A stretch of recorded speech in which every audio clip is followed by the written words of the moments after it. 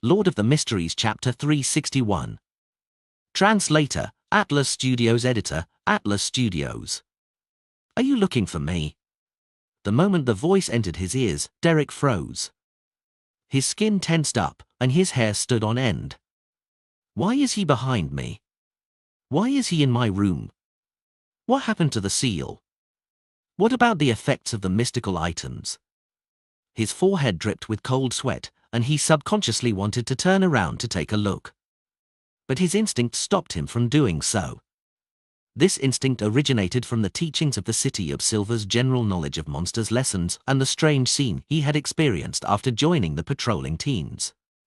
When someone is speaking behind you, don't turn around in a hurry. Derek raised his hands and clenched them into fists in front of his chest, then slowly, he turned around, bit by bit. The room was shrouded in darkness, making it impossible to see anything. However, there was a tint of golden light that was expanding in his two eyes, transforming into what seemed like two miniature suns. With his light suppliant powers, he saw a dark figure sitting quietly on the edge of his bed. The dark figure rapidly turned clear, revealing a head that had been split in half. In the middle of his head, two grey brains wriggled like they were alive, trying to get close to each other, but being unable to do so. The thick, viscous liquid on the severed surface of his brain had turned into thin threads, but they were shrinking like maggots. Each eye that was on the two separate sides were distanced apart, and the nose bridge was separated from the middle. The color of the blood was bright and evident. The left side of his mouth was open, but the right side of his mouth was tightly shut. This terrifying monster was naked, and there were numerous dark red wounds on its body. The countless wounds had torn open savagely, revealing rows and rows of white teeth. They said the same sentence in quick succession, "Are you looking for me?" It paused for a moment, the corners of its mouth and the edges of its wounds were curling up. "Look, am I not normal?" Derek's pupils contracted, and without thinking, he placed his folded hands on his chest and raised them to his chin, as if in prayer. The small room suddenly became bright, and a pure beam of light, swirling with fire, fell from the roof and onto the monster's body. The beam was not as grand as the one used by Derek outside the spire. This was because of the seal here and the mystical item, which left him isolated from the spire's exterior. But at that moment, Derek was stunned to see the holy light beam that he had prayed for was suddenly thickening. It was so bright that he couldn't help but close his eyes. A few moments later, something purer and thicker separated from the magnificent pillar of light. It was like a man made of light with no facial features and no clothes. The man of light suddenly coruscated and pounced on the monster. All the mouths on the monster suddenly opened, as if it was letting out a blood-curdling screech. Yet, Derek heard nothing. The monster began to tremble violently and quickly disintegrated under the burning and illumination of the man of light, disappearing as if it were melting. Just as it was about to become transparent, a phantom wearing a black classical long robe and a pointed hat suddenly appeared. The shadow had black hair, black eyes, a wide forehead, and a thin face. It wore a monocle carved from crystal. As soon as he appeared, the man of light exploded, and Derek's vision was filled with whiteness. When his eyesight was restored, he found himself outside the room, in the corridor with the metal lamp set in it, in the dim light of the setting sun. He tilted his head blankly and looked into the room. He saw a tall, muscular figure in dark trousers and a brown coat. In front of this figure was the bed which Derek had been sleeping in. Dawn-like rays of light condensed onto a white leg bone, turning it into a pure white, sharp sword. Next to the straight sword lay a translucent worm. It was only the length of a thumb, and its slimness was almost that of a child's finger. One ring after another, of completely transparent colors, divided it into many sections. It was a fleeting scene, and without specially counting the number of rings, he had a vague feeling that there were about 10 of them. The tall figure which had its back facing him reached out his hand to pick up the strange translucent worm. As he turned around, he sighed. It was close. At that moment, Derek finally saw the face of the tall figure. His hair was grizzled, unkempt, and rather disheveled. He had deep wrinkles around his cheeks, but there were no wrinkles at the corners of his eyes. Some old scars, that were either deep or twisted, remained on his cheeks. He was dressed in a flaxen-colored shirt with a checkered leather belt around his waist, and his pale blue eyes were deep and weathered, like a book full of stories. For a moment, Derek was stunned, and then, as though he had been in danger all his life, he opened his mouth in pleasant surprise. "Your Excellency." In front of him was Chief of the City of Silver's 6-member council, a powerful demon hunter who was over 100 years old, Colin Iliad. Colin nodded slightly and said, "We always knew that he had a problem, but in order to find out what kind of ulterior motives the man named Amon had, we intentionally didn't eliminate him directly, and we instead locked him at the bottom of the spire, sealed under the influence of mystical items, and we often let beyond us, who only have symptoms of losing control, live next to him and talk to him.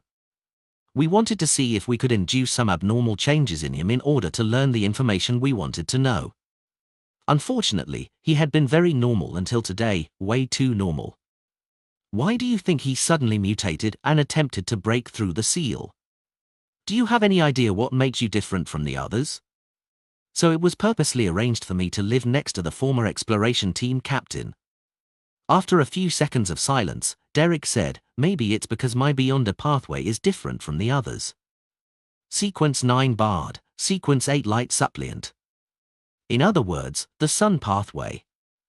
If Mr. Hanged Man is right, that the Amon family is the descendant of an ancient sun god, then it's normal for me to cause a mutation to happen to him."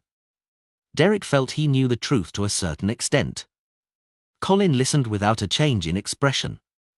He sized up Derek for a few seconds before saying, "We were monitoring him. The members of the 6-member council took turns, but we didn't expect him to suddenly mutate. There were 0 warning signs, and his actions were very decisive and determined." "What were you doing in the room just now?" Derek, who was considering the relationship between the sun pathway and the ancient sun god, didn't instantly realize what the chief was asking about. When he realized it, his mind was still blank as he seriously recalled what he had done. "I didn't do anything. I just knocked on the wall and tried to talk to him. Before this, I was participating in the tarot gathering." The tarot gathering. Derek was suddenly stunned. He felt that things might not be as simple as he had imagined. He knew that he couldn't inform the chief of his thoughts, but he didn't know what kind of expression to make, so he could only maintain his lonely, reserved silence. He said thoughtfully, "I knocked on that wall 3 times. Before that, the candle in my room had extinguished, and there was complete darkness. I had tried to practice some of my Beyonder powers." Colin looked into Derek's eyes quietly and said after nearly 20 seconds, "Unfortunately, what Amon left in his soul was not his original body. Moreover, this matter happened too suddenly, so we were unable to obtain the desired result." "Before his mutation, did you sense anything amiss?" "No." Derek shook his head with conviction. Explore new novels on novelbin.com. Colin's eyes suddenly flashed with 2 complex, dark green symbols, and he reflected Derek's body in them. After nearly 10 seconds of silence, the City of Silver's chief closed his eyes and said, "Your condition has stabilized. You don't need any more treatment, so you can go back now." Derek was startled. "All right." He watched demon hunter Colin Iliad turn back into the room, pick up the sharp white sword, and turned it over and over in his hands. He quietly took a deep breath and walked along the corridor towards the exit. On the way, he met the keepers who had rushed over one after the other. He slowly walked back home and closed the door.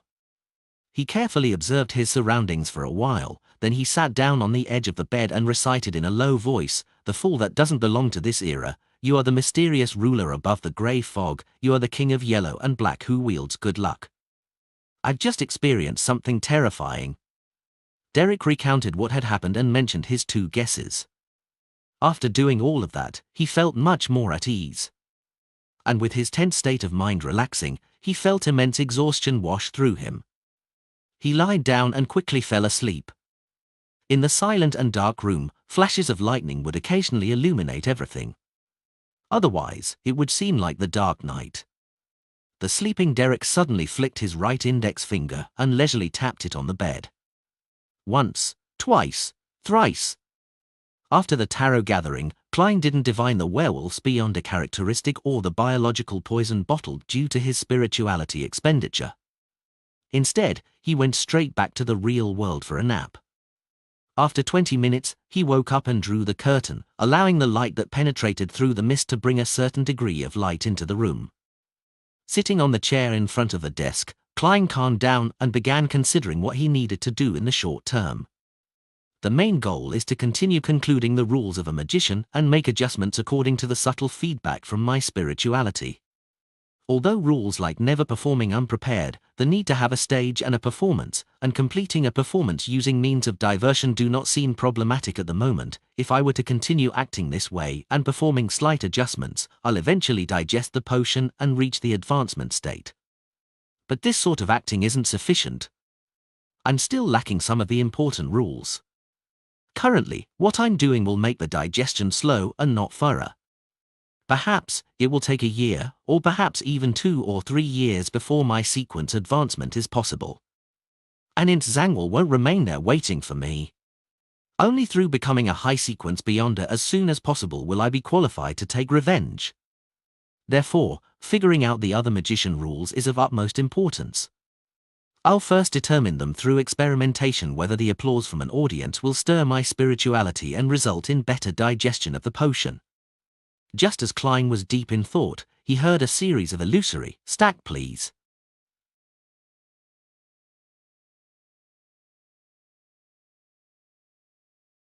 Lord of the Mysteries Chapter 362.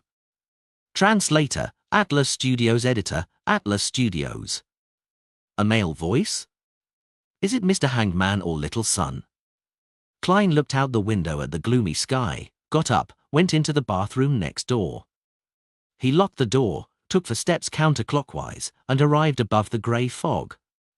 Within that mysterious space, a towering, ancient palace quietly stood. The illusory male voice echoed in a stacked, continuous manner. Klein glanced at it and confirmed that the prayer was from Little Sun. He sat in the full seat and stretched out his right hand, emanating his spirituality to touch the corresponding crimson star. Suddenly, the voice became clear and layered, and Klein quickly figured out what the sun was talking about.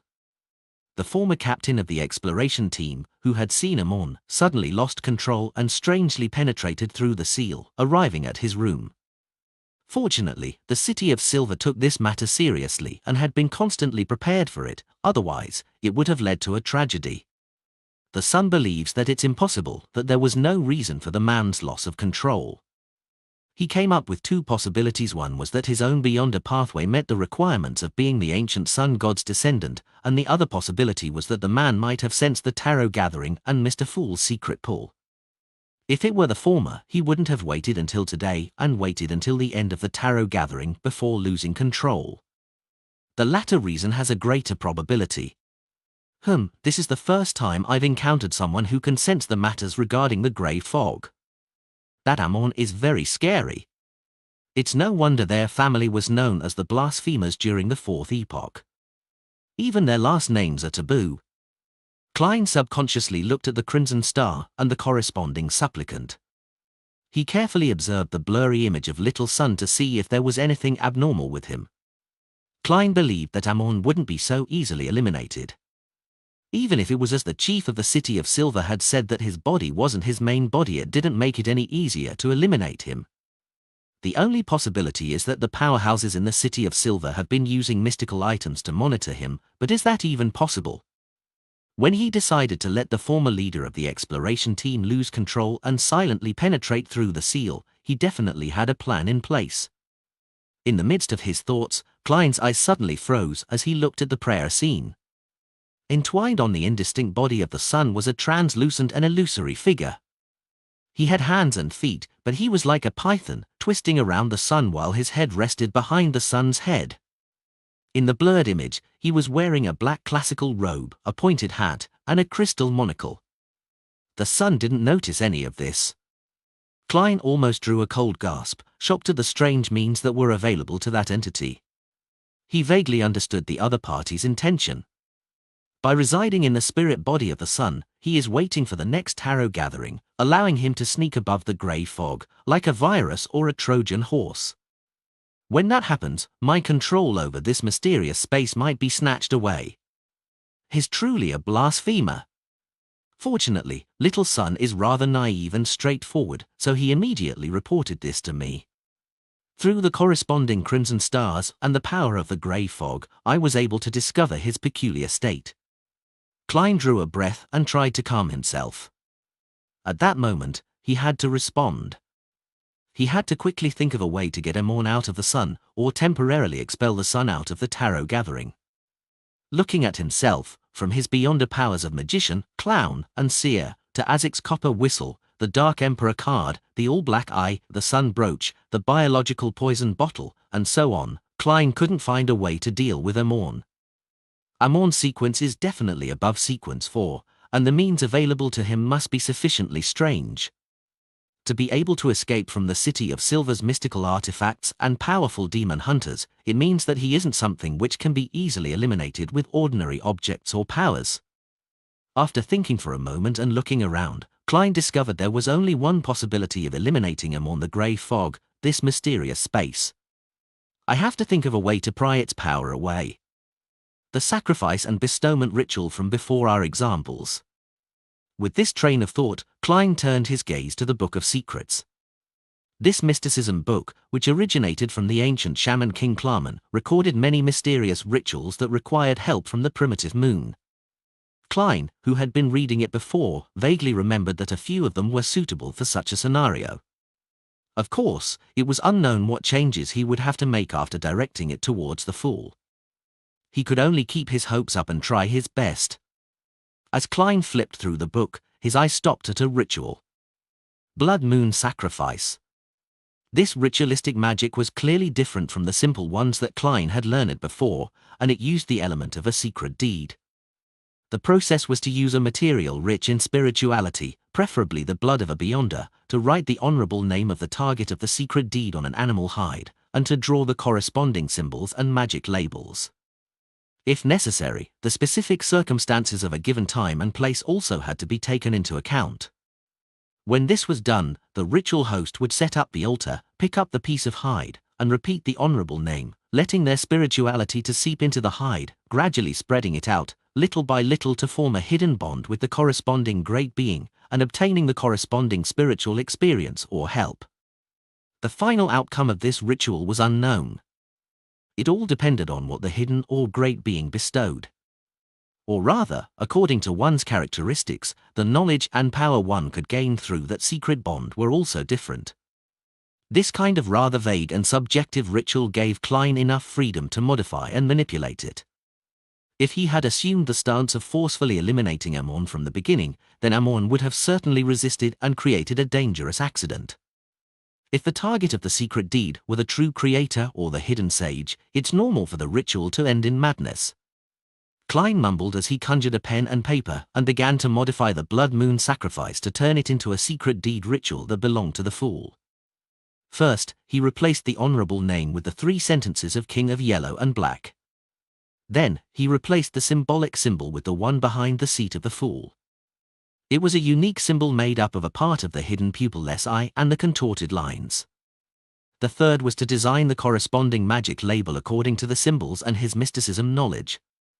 This was the most difficult step. Any mistakes would cause the entire ritual to produce unpredictable developments. Lastly, he had to modify the layout of the altar to make it closer to the Fool and to the King of Yellow and Black. After busying himself for quite a while, Klein had a new secret deed ritual, but he was unsure if it would work. He examined it over and over again, and after confirming that there were no mistakes, he emanated his spirituality and heavily replied to Little Son, "I'm aware. I have something to task you with. Let's see if this ritual works." The son Derek suddenly woke up from his dreamless slumber. Before his eyes were the boundless grey fog and the lofty Fool. His ears echoed with bits of illusory and distant words. He knew that Mr. Fool would occasionally ask the members of the Tarot Club to make small attempts as if to verify something. He wasn't surprised by this, and he immediately sat up and began to search for a monster hide, exotic herbs, and other objects. As for the spiritual materials described in the ceremony, Derek didn't waste time heading to the spire or the underground market to buy them. He picked up the axe of Hurricane and sliced a tiny wound in his arm. Silently, he used his own blood as ink, and he wrote the name of the fool and its corresponding symbols and magic labels on the pitted monster hide. After a while, he put down the quill that was stained with blood. He saw many mysterious symbols on the hide, and the colors were bright red and had an indescribable hint of demonic dealings. After dealing with the wound on his arm, the pale-faced Derek quickly finished setting up the altar. He picked up the blood-red word and all kinds of terrifying symbols from the hide and held it tightly in his hand. He looked at the flickering candle flame in front of him, closed his eyes, lowered his head, and repeatedly recited the honorable names of the fool that doesn't belong to this era, the mysterious ruler above the grey fog, the king of yellow and black who wields good luck. Derek's spirituality slowly flowed out and infused the hide, and the words in Jotun and the magic symbols on it quickly brightened. It was a startling crimson color. At that moment, he, who had already entered into a cogitation state, was only feeling his psyche gradually dissipate as it floated to an immeasurable height, coming into contact with the greyish-white fog and the hidden great being. Above the grey fog, inside the palace that looked like a giant's residence. Noticing that the sun had not shown any signs of delay in preparing the ritual, Klein chose to wait there above the grey fog. Suddenly, he felt the entire mysterious space start to tremble. That motionless greyish-white fog started to flow. The crimson star corresponding to the sun shined brightly and emitted illusory rays of light like the tide. These countless rays of light condensed into a blurry figure of the sun. He was in a supplicating position with his eyes closed and his head lowered, waiting for the moment when he could bond with the great being and gain a miraculous spiritual experience. The translucent figure on his body was still tightly coiled like a python, but its head was already tilted back as it looked up. The crystal monocle it wore flashed dimly. Read latest novels at nuv/e/l/bin.com. He's searching for the subtle, hidden connection.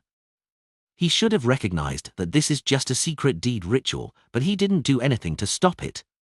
Is he trying to find a connection through it? Klein suddenly came to this realization and felt the grey fog and the mysterious space above it simultaneously rippling with power. However, for the time being, Klein couldn't combine these forces with his own spirituality to create a beyonder effect that could exorcise the evil spirit unless there was another corresponding ritual. Clearly, this was impossible. He couldn't maintain two rituals simultaneously. Klein's eyes quickly swept the area in front of him, and his gaze stopped at the sun brooch.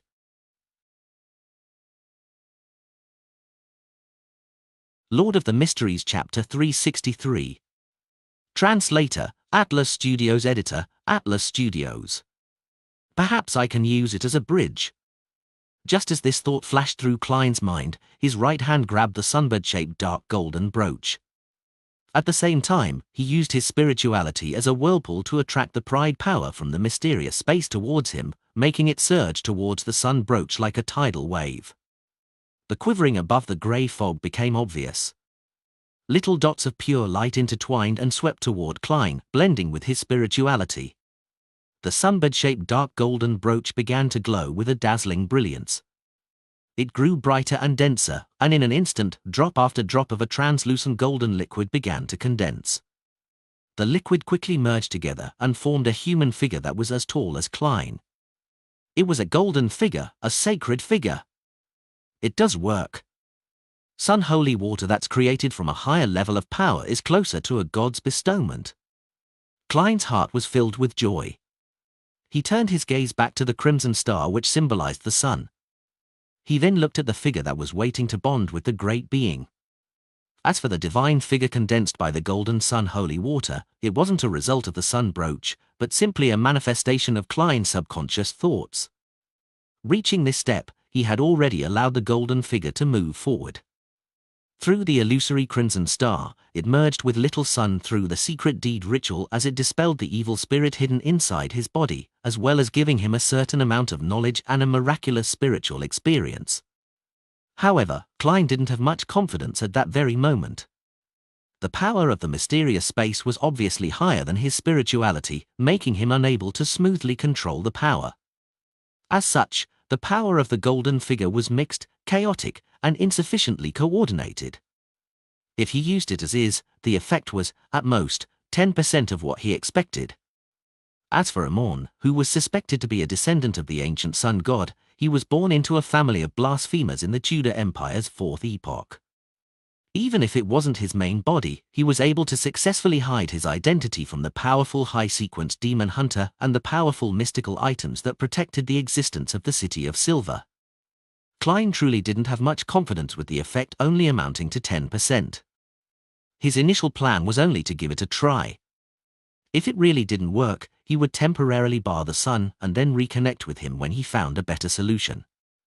However, having come this far, Klein naturally wanted the best outcome and strived to succeed in one go. Having disguised himself as the godlike fool, he too had a little pride, and he wanted to keep up his reputation. He gave a self-deprecating laugh as he prepared to find a way to increase the effects of the golden figure to dispel the evil entity at the last moment. Of course, I can only waste a few seconds, otherwise, the ritual would be over. Klein's eyes swept over the items on the long bronze table again, thinking only of the words high level. Due to his spirituality's intuition as a seer, his gaze landed on an item. The card of blasphemy, the Dark Emperor card. Of all the items Klein owned, it was the only one that matched the words high level. As for Azic's copper whistle, Klein clearly remembered that it had been completely suppressed when the Blackthorn Security Company faced off with the spawn of the evil god. Explore new novels on novelbin.com. However, what the Dark Emperor card's high level pertains to is the knowledge contained inside. That's not right. After the owner advances to become a high-sequence Beyonder, it can produce subtle responses with the Beyonder ingredients that are needed. Furthermore, it also possesses the characteristics of anti-divination and anti-prophecy. In other words, its level isn't low. I don't need to use it for a fight, as long as I can use its high level to suppress the power of this mysterious space above the fog, and if I can minimize the chaotic and unnatural coordination of the golden figure, that will be enough. Klein quickly came up with an idea. He reached out his hand towards the Dark Emperor card which had its back facing up. Just then, he noticed a frightening scene through the corner of his eyes. Within the shadow of the sun that was formed by the illusory rays of the crimson star, a palm, so shriveled that only skin and bones remained, was suddenly reaching forward. Slowly but firmly, it grabbed at the boundary of the crimson star, giving off a feeling as if it was piercing through reality and entering the psyche domain. Amon was attempting to use the connection to rip open the boundary and extend his hand into the grey fog. Whoosh! For the first time, the endless greyish-white fog was in chaos. The flowing from before seemed to turn into waves as gales formed. Klein's pupils shrank. He no longer hesitated, and he picked up the Dark Emperor card. As soon as he held this item in his hand, he immediately felt that his spirituality was no longer subdued by the power of the mysterious space. Suddenly, the golden figure became abnormally tall, and on its back, it grew pairs of enormous pitch-black wings. There were a total of 12 pairs. On each pair of wings, there were dark and bright feathers engraved with many mysterious symbols. The contrast between gold and black was stark, and the huge figure, driven by Klein, spread its wings to cover the vast dome of the towering palace. Without a sound, the sacred yet corrupted figure of light and darkness flashed over, overlapping with the manifestation of little sun that was formed by the crimson star. The light and shadows intersected, and a fierce wind blew in all directions. The palm that was so shriveled that it didn't have any flesh, to the point of only having skin and bones left, shrank backward uncontrollably, but it also firmly refused to retreat. It was like a man falling off a cliff who had extended his hand to grab a bulge, unwilling to let go regardless of what happened. Whoosh! In the midst of the illusory and chaotic sounds, light and darkness completely erupted. The shriveled hand finally lost its support, and it plummeted, constantly disintegrating and disappearing as it did. After a few seconds, the grey fog and the mysterious space above it returned to its previous tranquility, as if no one had stepped inside for thousands of years. Klein focused again and saw that the blurry figure of Little Sun was no longer entangled with the twisted and incorporeal entity. Phew! Unable to stop himself, he heaved a sigh of relief. Then, he conjured the contrasting image from before and threw them at the manifested figure of Little Sun in the crimson rays of light, allowing him to fully comprehend them. In the Berg household in the City of Silver. Derek felt both awake and adrift at the same time. It was as if he could see shadows of ineffable shapes, different colors of light that contained endless knowledge, and a majestic, tall, golden figure looking down upon everything. This figure stood beside Mr. Fool in the thick grey fog, with 12 pairs of huge, dark, mysterious wings on his back. Not only did his body and mind become warm and pure, but he also seemed to understand what was called sunlight. He had even figured out holy water creation, as well as the knowledge to exorcise evil spirits. It also contained images he couldn't understand, such as a towering, hidden pyramidal mausoleum. In that intoxicating spiritual experience, it was as if he had returned to his most carefree childhood, to the lands where the sun shone in his imagination, and it was only when everything was gone and the simple furnishings of his room came into view that he snapped back to his senses. Is this the secret deed ritual as referenced in textbooks? For more than 2,000 years, no one in the City of Silver has succeeded before. No one has been able to come into contact with a mighty existence. At that moment, Derek's low spirits and loneliness lessened. A heartfelt smile beamed on his face. The Fool's so-called experiment was to confirm whether our City of Silver's environment can perform a secret deed ritual. That wondrous feeling of all that knowledge was the payment he gave me. Derek lowered his head again and said with great respect, "Thank you, Mr. Fool." Right at this moment, a greyish-white fog suddenly appeared in front of his eyes. In the center of the fog was a lofty chair. It was the leisurely seated Fool. Then, Derek saw himself covered in a transparent, illusory shadow. The figure wore a black classic robe, a matching pointed hat, and a crystal monocle hung from its face. It coiled around his body like a python. This Amon wasn't dead. He evaded the detection of the mystical items and the attention of His Excellency, and he became a parasite on my spirit body. Derek's eyes widened, and he saw himself as he was now, no longer entangled by Amon. Did Mr. Fool notice him and finish him? Derek's sunken heart calmed down while cold sweat trickled down his forehead due to the lingering fear. His face, on the other hand, displayed an expression of instinctive reverence. He subconsciously followed the words described in the mythology course and said, "Praise you, the mighty Mr. Fool." Somewhere in the deep darkness, a bolt of lightning streaked across the sky, illuminating the surroundings.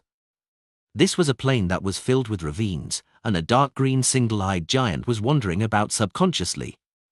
His eyes were lifeless, and his face was covered with traces of rotting pus. Greyish-yellow gas permeated from his body and interwoven in the air, forming many clouds. And beneath his feet, in the darkest ravine on the plain, there was a figure standing at the edge, overlooking the land below. With the help of the lightning, a thick and broad greyish-white building could be vaguely seen at the bottom of the ravine. The figure was dressed in a black classic robe and a pointed cap of the same color. It had curly black hair, black eyes, a broad forehead, and thin cheeks. It looked identical to the phantom Derek Berg had seen. He raised his hand and pinched the crystal monocle. Then, he turned his head to the left and looked into the distance. As expected, he suddenly whispered, in the language of ancient Fey-Sak. After pausing for a moment, the man smiled and said the words, "The Fool." Before he finished speaking, he had already jumped into the ravine in front of him. At this moment, the lightning subsided for a second, and darkness completely enveloped the world. After eliminating the fatal threat, Klein returned to the real world, once again feeling the urgent need to advance his sequence. The Amon that I eliminated wasn't the main body. If he truly is interested in the mysterious space above the grey fog, he will soon return to the City of Silver. At that time, I wonder if the 2 legendary mystical items and the 3 demon hunters will be able to stop him. For a mere clone to be so bizarre and terrifying, one can imagine how powerful his main body is. Therefore, I need to conclude the rest of the magician rules as soon as possible and, through digestion and advancement, better grasp the mysterious space above the grey. Perhaps, the City of Silver's Shepherd Elder will be used. If she really is corrupted by the true creator. Klein opened the bathroom door and went down to the first floor while in deep thought. Lord of the Mysteries Chapter 364. Translator, Atlas Studios editor, Atlas Studios. What about the rest of the magician's rules? As Klein idly leafed through the newspaper he had finished reading, he thought about the issues that mattered most to him. He had already considered one point before, and that was the difference between having an audience to cheer for him and not having one. However, just this alone didn't seem sufficient. With this thought, Klein's thoughts ran wild as he inexplicably thought of something. When I was still a seer, being recognized and praised as a true fortune teller would give me a feeling that the process of digesting the magic potion had become faster. After I concluded the seer principles, I began to believe that there was no direct correlation between the views and feedback from others and that they were merely expressions, nothing substantial. If I act well enough, I would naturally be acknowledged, and my digestion would naturally be faster. That is to say, I had always believed that they were two different responses with the same gains, and not something related to causality. But now, there's the choice of receiving an audience's applause. If it does help me digest the potion, does it mean that some performances really require feedback, and the way that others view me can subtly affect the progress of my potion's digestion? By extension, would the establishment of the churches by the 7 Orthodox gods, the spreading of their faith, and the nurturing of their followers partially be a result of this? This is truly a sacrilegious thought. I am indeed not a person who sincerely worships gods. I will praise them, but I won't blindly believe in them. Klein quickly adjusted his train of thought as he searched for another angle of attack. He repeatedly compared the subtle differences between seer, clown, and magician. Gradually, he came up with an idea. In comparison, does a magician, who needs to perform, possess the need to take the initiative? Taking the initiative to perform instead of being passive like a seer or clown? From the perspective of fate, it also fits. From a seer's reverence of fate, a clown's characteristic of being teased by fate while still maintaining a smile, and finally a magician who takes the initiative to challenge fate. Even if the result is nothing real or substantial, he will still receive the audience's applause from his deception. Klein nodded indiscernibly as he planned to make attempts in taking the initiative to perform. Where should I start? It should be something relatively less dangerous.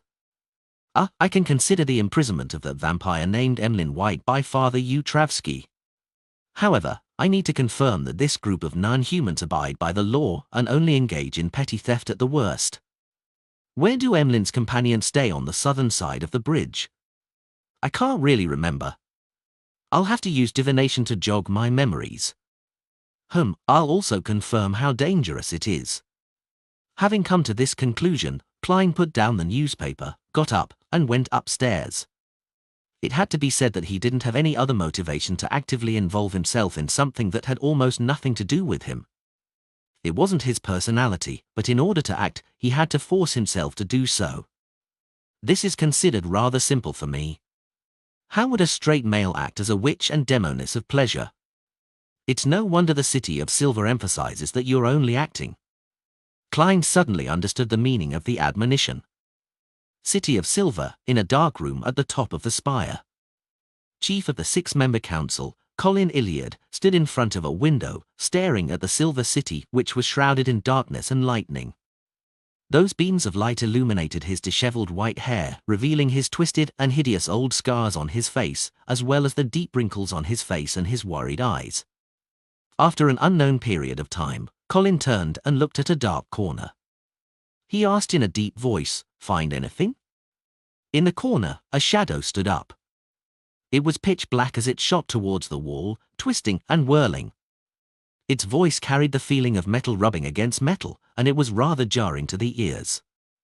After Derek Berg returned home, he showed some signs of abnormality, but there was no immediate need to deal with it.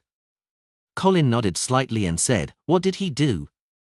With the help of the mystical item at the bottom of the spire, the rampager and the clone of the mysterious figure were eliminated.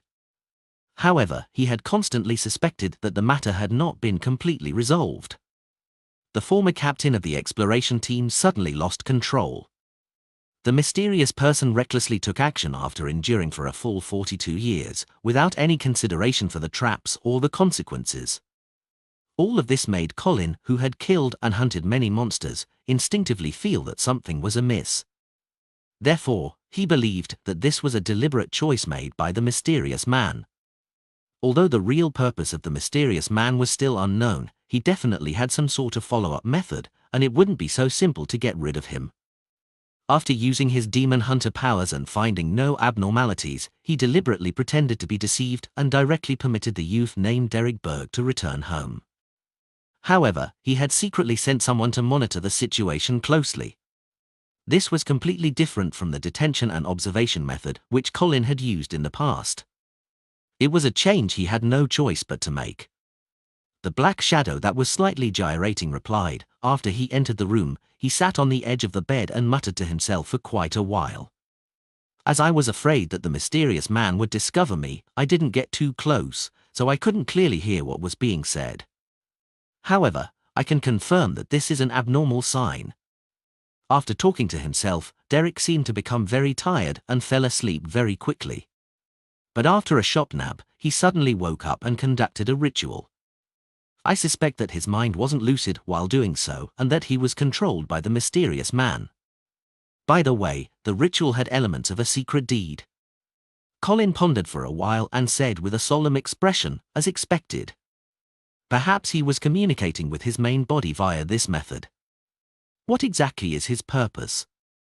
Why did he spend his 42 years at the bottom of the spire in peace? The black shadow naturally couldn't answer this question as it continued. After the ritual, Derek no longer showed any abnormal behavior. Does this matter need to be dealt with immediately? If that mysterious person's main body is attracted here, we might not be able to deal with him. Colin remained silent for a few seconds before saying, "Continue the observation. That mysterious person has yet to show any substantial malice, so our reaction can't be too intense. Sai, do you remember that prophecy? It's almost time for disaster to befall. The further we explore, the more strange ruins we find, and the more dangerous the items we harvest. By your will, Your Excellency." The black shadow slowly retreated back into the ground and disappeared. At this moment, in the Berg household, Derek began to cough so violently that his heart seemed to almost burst. Cough. Cough. Cough. He crouched down and coughed non-stop until his throat began to itch, and he coughed out something. Splat! A translucent object slid across his throat and fell to the ground. It was a worm with the length and thickness of a finger. There were some transparent areas on its body, forming rings. Derek had seen something like this at the bottom of the spire previously, and he was certain that he was already free of Amon's influence. He bent down and picked up the translucent worm, and finally, he was able to count the total number of rings on its body. There were a total of 12. What is its use? What can it be used for? It seems to be dead. Derek lost himself in thought. Read latest novels at nuv/e/l/bin.com. Winter County in the northern part of the Lun Kingdom. A black Gothic cathedral towered over the snow-covered mountains as it occupied a vast stretch of land. In front of it was a cliff, and its surroundings was a vast expanse of whiteness with utmost silence. This was the church of the Evernite goddess's headquarters, known as the Cathedral of Serenity. The dark-haired, green-eyed Leonard Mitchell had a black windbreaker draped over him as he wore red gloves and walked out of his room. Having successfully advanced and stabilized himself, he hadn't been given the opportunity to participate in any operations yet, as well as some exercises and so-called mysticism courses. After going around a corner, Leonard saw a staircase leading down. There, he saw Captain Dunn Smith, with a pair of dark grey eyes and dressed in a black windbreaker, and Klein Moretti, who exuded a bookish demeanor standing there, smiling and waiting. He tilted his head back and sighed. My memory has also gotten worse. I've already forgotten that the two of you no longer exist. Leonard looked away and walked down the stairs to the first floor of the cathedral. He knocked on the door and entered a small room. There were chairs in the room, and some nighthawks wearing red gloves sat around inside. Leonard found a seat at random and sat down, smiling as he chatted with his friends. After a while, the high-ranking deacon, Crested Sesamir, with his propped-up collar covering his chin and lips, walked in, sat right in front, and said to the crowd, "Today's class will inform you of things you need to pay attention to. As Red Gloves, you will travel to different places, and there's a high chance of encountering dangerous high-sequence beyonders. If their intent is obvious, and they want to kill you, the only thing you can do is leave a trail behind you so that the subsequent investigators will be able to find the appropriate clues. The exact methods include. But most of the time, high-sequence beyonders won't always attack you directly. They will utilize you based on all sorts of factors. You must be alert enough to not be fooled, and here are a few things that we have summarized." Sitting in the back, Leonard listened with a smile and great attentiveness. His target for revenge was a high-sequence beyonder. Sesamir paused for 2 seconds and continued. "In the first case, some high-sequence beyonder will pretend to be hidden existences, using promises and hope to deceive you into reciting his corresponding description. In the second case, some high-sequence beyonders might be restrained in a sealed state. They will act as mystical items that can help you get out of your predicament. For example, a magic lamp that can grant you 3 wishes or a wishing pond. The third case is for a high-sequence potion named Parasite. They often claim that they have lost their bodies and can only survive together with your spirit body. They can only rely on you and will not harm you. They will then give you knowledge, formulas, and all sorts of benefits, hoping that you can become powerful so that you can one day help him reconstruct his body or take revenge.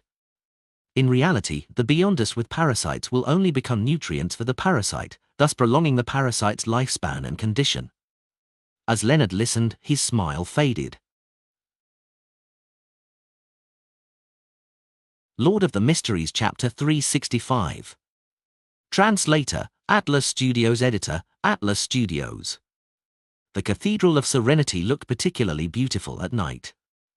It complemented with the crimson moon high up in the sky that coldly illuminated the land.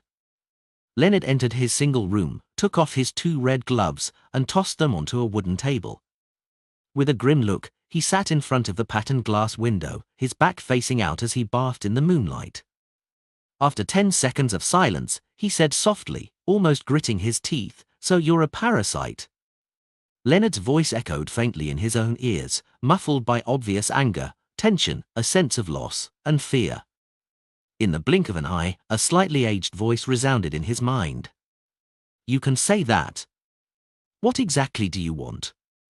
Are you a being that's leeching my life through your parasitic means? Or are you waiting for me to become stronger so you can directly devour my beyonder characteristic, just like cultivating a humanoid potion?"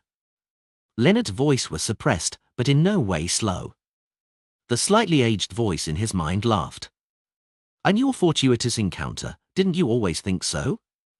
You believe yourself to be unique and the protagonist of this era. In fact, you aren't acting as arrogant and self-conceited as you usually do.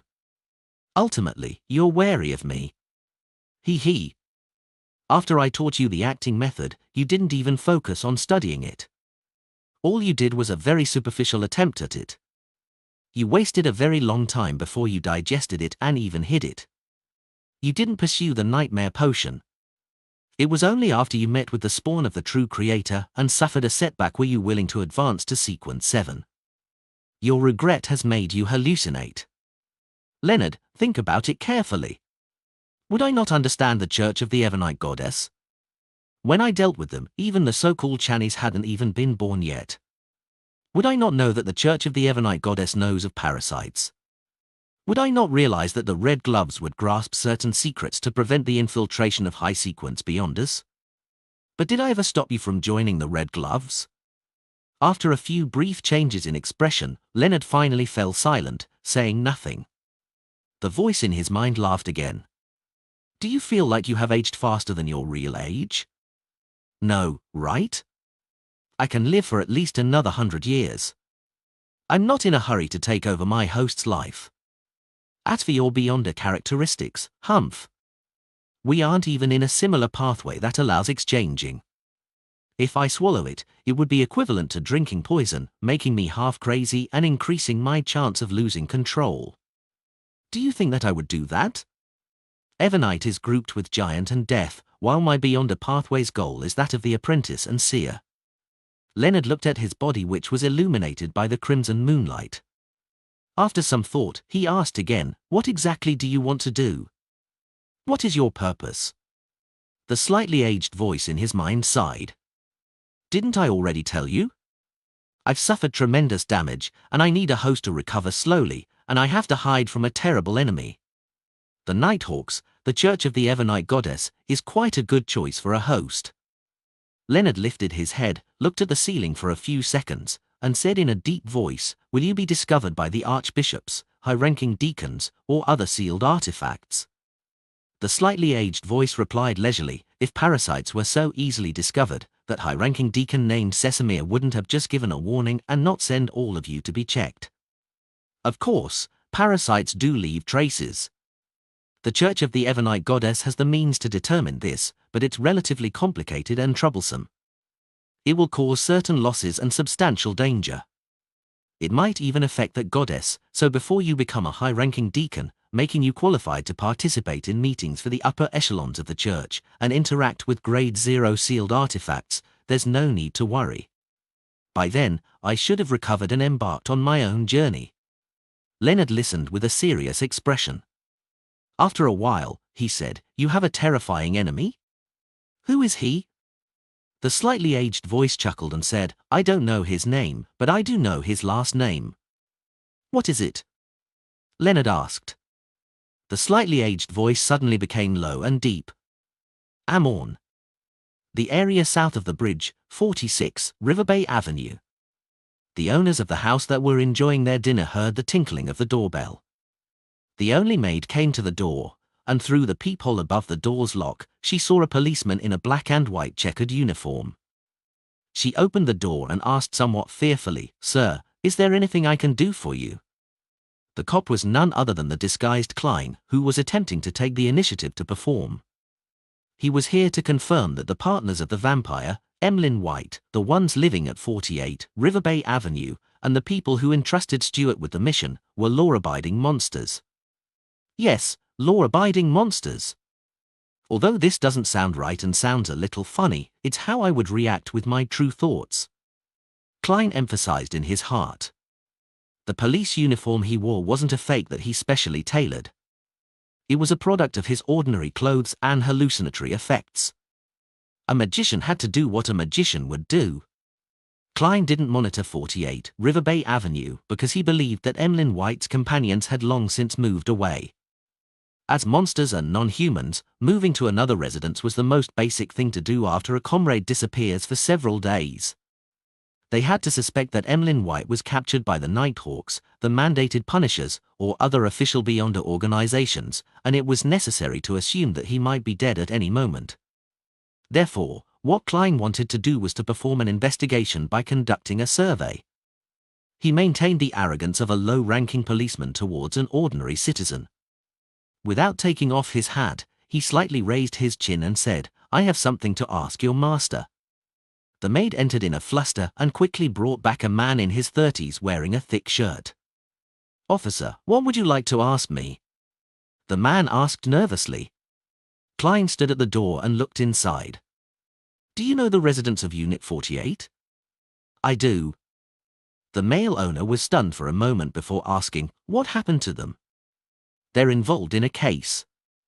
"You have to tell me everything you know," Klein said with a straight face. His face was also disguised, augmented with slight hallucinatory effects. It was to ensure that he looked distinct from the great detective Sherlock Moriarty. The male owner suddenly came to a realization. It's no wonder they moved away so hurriedly more than a month ago. Most of the residents of River Bay Avenue and the neighborhood knew the Whites and their son. He was a handsome but eccentric young man. Mr. White is an excellent physician and is good at using all kinds of medicine and bloodletting therapy. Bloodletting therapy? Klein returned with a question. Yes, although this has been regarded by many newspapers and magazines as an old medical skill that had no effect, anyone who received Mr. White's treatment were cured. However, Mr. White also said that except for him, the other doctors who practice bloodletting therapy are quacks. The owner gave his viewpoint.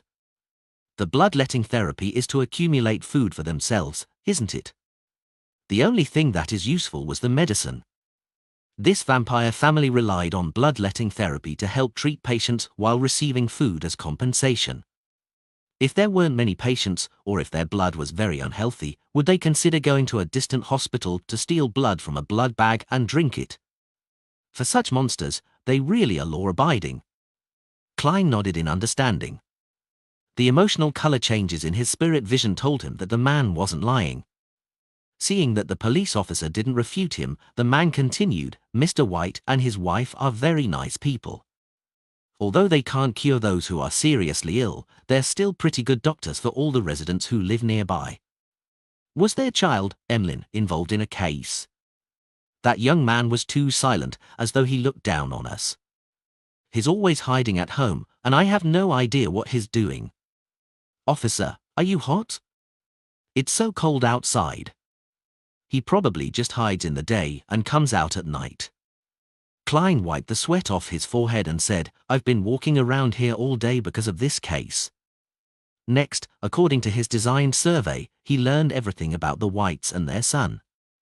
One family at a time, he knocked on the door, asked questions, compiled answers, and came to the conclusion that the White family was indeed kind, amiable, and law-abiding.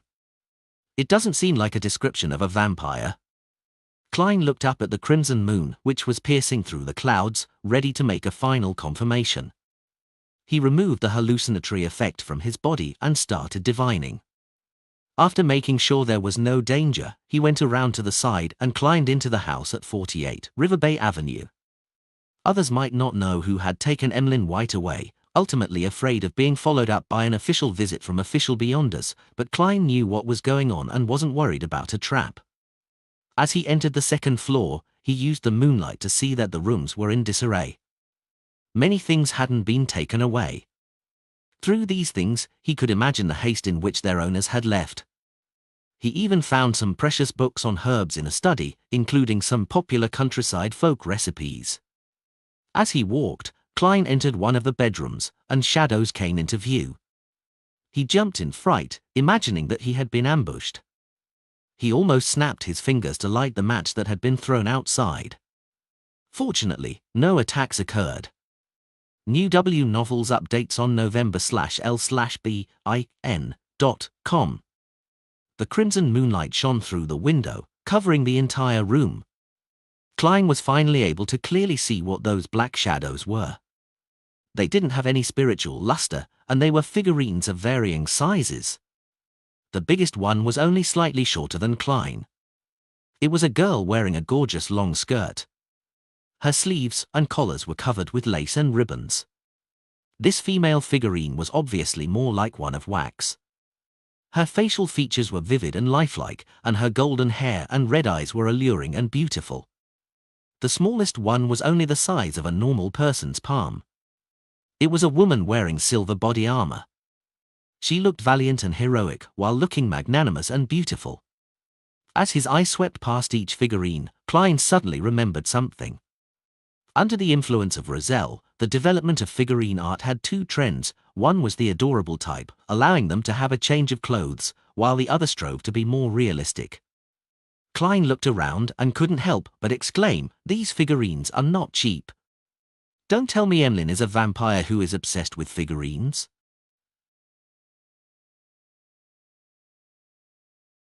Lord of the Mysteries Chapter 366. Translator, Atlas Studios. Editor, Atlas Studios. After a thorough inspection, Klein confirmed that there was nothing odd about the White family and that the couple didn't even leave a single strand of hair behind, apparently to prevent anyone from tracking them down using divination. He returned to the bedroom filled with dolls, took 4 steps counterclockwise, and went above the grey fog, intending to use divination for a final confirmation. However, before he got down to business, he conjured the female figurine who was nearly his height, and just like how he had done a divination for the mutated sun sacred emblem in Tingen City, he picked up a dark red fountain pen and wrote a sentence on the yellowish-brown goatskin, its origin. Putting down the pen and holding onto the piece of paper, Klein leaned back in his chair and began to mumble as he slowly adjusted his mental state into a cogitation state. After repeating this 7 times, his eyes turned dark, and his eyelids drooped as he entered a deep slumber. In the grey space, he saw the puppet craftsman working with extraordinary concentration. He saw the red-eyed girl being placed in the room of dolls and Emlyn White fishing out his wallet with his eyes fixed on her. Finally, the scene stopped inside the bedroom where Klein was presently located. The proud vampire, Emlyn White, with his hair combed back diagonally, looked handsome but slightly delicate. He sat on the edge of the bed and looked at the doll affectionately, along with all the other puppets of different sizes. He truly is a fanatic of figurines. Klein opened his eyes and face-palmed. Soon after, he waved his hand, causing the puppet that he conjured to vanish from the space above the grey fog. When he was done, he picked up his fountain pen again and wrote another divination statement, scenes of death in the last 10 years in 48 River Bay Avenue. According to the statements from the residents, the White family had been there for no more than 10 years, so Klein was able to lock onto a specific area, and he believed that if the White family were just superficially good monsters who were actually making disappearance cases all the time in order to suck warm, delicious blood, then it was impossible to not have any happen at home. In a period as long as 10 years, there would always be a few accidents as long as they didn't stop. After carefully checking the divination sentence, Klein recited it and entered cogitation again, rapidly falling into a dream. In the dusky world, his vision was sometimes pitch black, sometimes dotted with snowflakes, and sometimes splintered. However, no scenes appeared. This was the result of the divination, nothing. No one had died in the last 10 years at 48 River Bay Avenue. By taking into account all the factors involved, it's possible to make a preliminary conclusion that the White family was a law-abiding vampire family, other than a few instances of petty theft. As Klein looked at the long, mottled bronze table in front of him, he wrapped himself with his spirituality and plummeted into the grey fog. Returning to the real world, he carefully removed the traces he had left behind and left 48 River Bay Avenue. Instead of making his final conclusion, he took a detour to the River Bay police station, where he easily sneaked into the archives by mixing himself in among the thieves and drunkards, allowing them to serve as a foil for his disguise. There, he boldly lit the gas lamps inside. Then, Klein pulled out the last 10 years of missing persons records and paged through them. From time to time, the police officers on duty would pass by the door, but their eyes didn't notice any light leaking out from the archives. There's nothing suspicious at all. After an unknown period of time, the black-gloved Klein placed the docket back. Then, he turned off the gas lamp, took off his hat in the darkness, pressed his hand to his chest, and bowed towards the lobby. On his way back to Mint Street, Klein took a shower, changed his clothes, sat down at his desk, and spread out the map of Backlund that he had first bought on the steam locomotive. The first thing he did was find Rose Street, which was on the south side of the bridge where the Harvest Church was located. This was where Father Utravsky was the bishop of the cathedral and had Emlyn White imprisoned in his basement. Soon after, Klein's gaze moved as he familiarized himself with the names and layout of the surrounding streets. A performance can't be done too hastily or with an excessive thirst for success. One has to slowly immerse the audience into the act.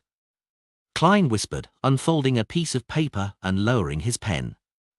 Dear Detective Stewart, I wonder if you found Emlyn White? I've been keeping an eye out for you lately, and one of my informants told me today that he has seen this man on Tutiva Street in the area south of the bridge. Of course, he simply said that the person he saw looked similar to the man in the portrait. Putting down the pen, Klein folded the letter neatly, stuffed it into an envelope, and affixed a black stamp worth 1 penny. Above the vast, boundless Sonia sea with undulating waves churning beneath it. The Blue Avenger advanced forward steadily without any signs of shaking. Alger Wilson sat in the captain's cabin with a brass sextant in his hand, but his eyes were closed. Without a sound, a smile suddenly appeared on his face. I finally digested it. Alger opened his eyes and raised his hands, causing the surroundings to glow with an azure light. The azure lights intersected and turned into a huge wave that swept forward. Alger pressed his hands together, and the wave disintegrated, turning into countless raindrops that fell onto the deck. After nearly 4 months, his seafarer potion had finally been digested.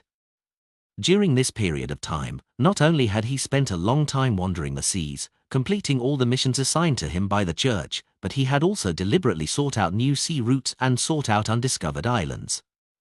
After a few setbacks, he was finally met with success. This, in turn, led to the digestion of the potion, allowing him to figure out his principles as a seafarer. The core principle involved being intimate with the sea, to masterfully grasp information regarding sea routes and the weather, as well as exploration and discovery.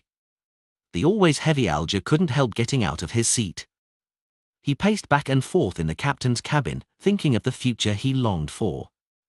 After obtaining the potion formula for the wind-blessed and finding the corresponding Beyonder ingredients, he would hide his advancement to sequence 6 from the church. Then, he would repeat the same process again, striving to become a sequence 5 ocean songster within 3 years. During this process, he had to serve as the captain of the Blue Avenger and avoid entering the mandated Punishers with its complicated social relationship so as to prevent his secret from being exposed. Once I'm promoted to sequence 5 and gain sufficient strength, I'll be able to secretly return to that place. Alger subconsciously looked to his right. His gaze seemed to pierce through the planks of the ship and the vast sea, and onto an ancient and hidden island. Alger wasn't worried about his future advancement within the church. Once he fulfilled his wishes, he would be able to fully focus on seeking a higher position in the church. At that time, he would continue to disguise himself as a sequence 7 despite being a sequence 5 and drink another wind-blessed potion. This would increase his Beyonder characteristics, strengthen him, and slow his digestion, but it wouldn't endanger his own safety. For the same reason, after sequence 5 was completely digested, he could imbibe another ocean songster and repeat the normal process. This would only push him closer to losing control, but he also had solutions to that. It was to find a woman to marry and transfer the extra Beyonder characteristics to his children. After doing this, I'll be able to move closer to the level of a cardinal and approach the level of a high sequence Beyonder. This is my chance in such an era. In his mind, Alger had already sketched out the image of himself wearing the robe of a cardinal as he occupied a high position in the church and had many mandated Punishers under his control. After being intoxicated for a moment, he withdrew his gaze and regained his senses. What follows will increase in difficulty with each step. Fortunately, I have the tarot gathering and Mr. Fool. Although there are dangers underlying it as well, any path to improving myself will involve risk. I have to try to gather those Roselle diary pages as quickly as possible. I should grab the chance to raise a question and understand what that card beside Mr. Fool's hand is, the one which only shows its back. It wasn't there previously. Card. Roselle's diary. Could it be the item I'm thinking of? Alger's eyes narrowed as his pupils constricted. 15, Minsk Street. Klein yawned, switched off the gas lamp, and slipped into bed. He originally had another plan.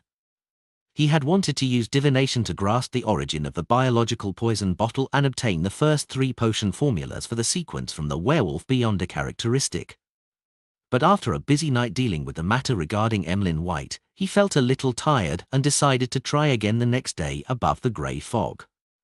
Just as he lay down and closed his eyes, Klein suddenly felt that something was wrong. This was the spiritual intuition of a seer. It has already been several days since I obtained the werewolf Beyonder characteristics and the biological poison bottle. It's not like I haven't been in a good mental state during this period of time, yet I have been repeatedly delaying the divination. This is very abnormal. Klein sat up, carefully thought about it, and recalled a similar incident. The first time he met Megos, he had wanted to directly use his spirit vision to observe her mental state, but he naturally ended up missing the opportunity due to momentarily being taken aback. It was only at the end that he found out that it was because Megos had an evil god spawn in her stomach. His spiritual intuition as a seer had stopped him without leaving a mark, preventing him from losing control and collapsing right on the spot. It's very similar, and this time, it's even more obvious. I remember that Miss Sharon mentioned that the Rose School of Thought's control over their members far exceeds my imagination. Everyone's body and soul seem to be bound by something, which is also the reason why information regarding the mutant sequence is rarely leaked out. They believe in the chained god. So, when using the beyond a characteristic of a werewolf to deduce the corresponding potion formulas, it would directly involve this evil god and bring about consequences that I don't wish to bear. Klein thought about it seriously and felt that there was something suspicious about it. Back when I divined the mutated sun's sacred emblem and the ear left behind by the listener, my spiritual intuition hadn't stopped me. Could it be that the chained god is stronger than the eternal blazing sun and the true creator? Or could it be that his nature allows him to restrain the grey fog and even be able to effectively invade it? Of course, the source of the danger can also be the biological poison bottle. Thinking of this, Klein, who was always cautious, decided to attempt divining the biological poison bottle tomorrow and see if his seer's spiritual intuition would stop him.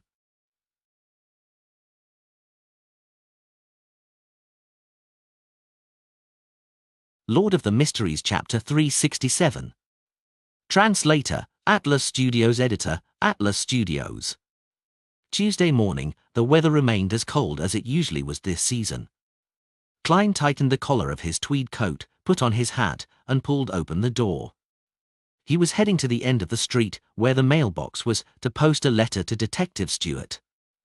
Since it wasn't that far, there was no need to dress neatly or heavily, but Klein had just recovered from his cold, so he had wrapped himself up thickly just in case.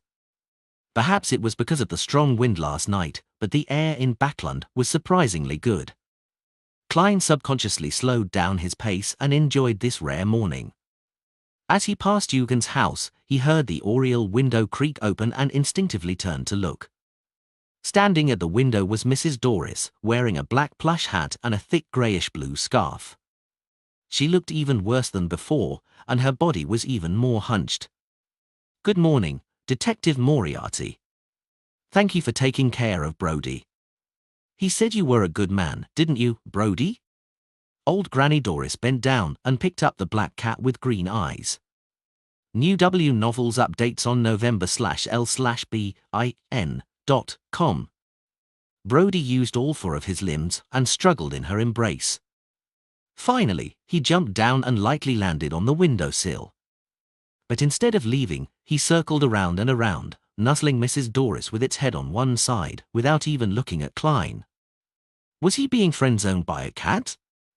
Klein gave a self-deprecating laugh and smiled sincerely.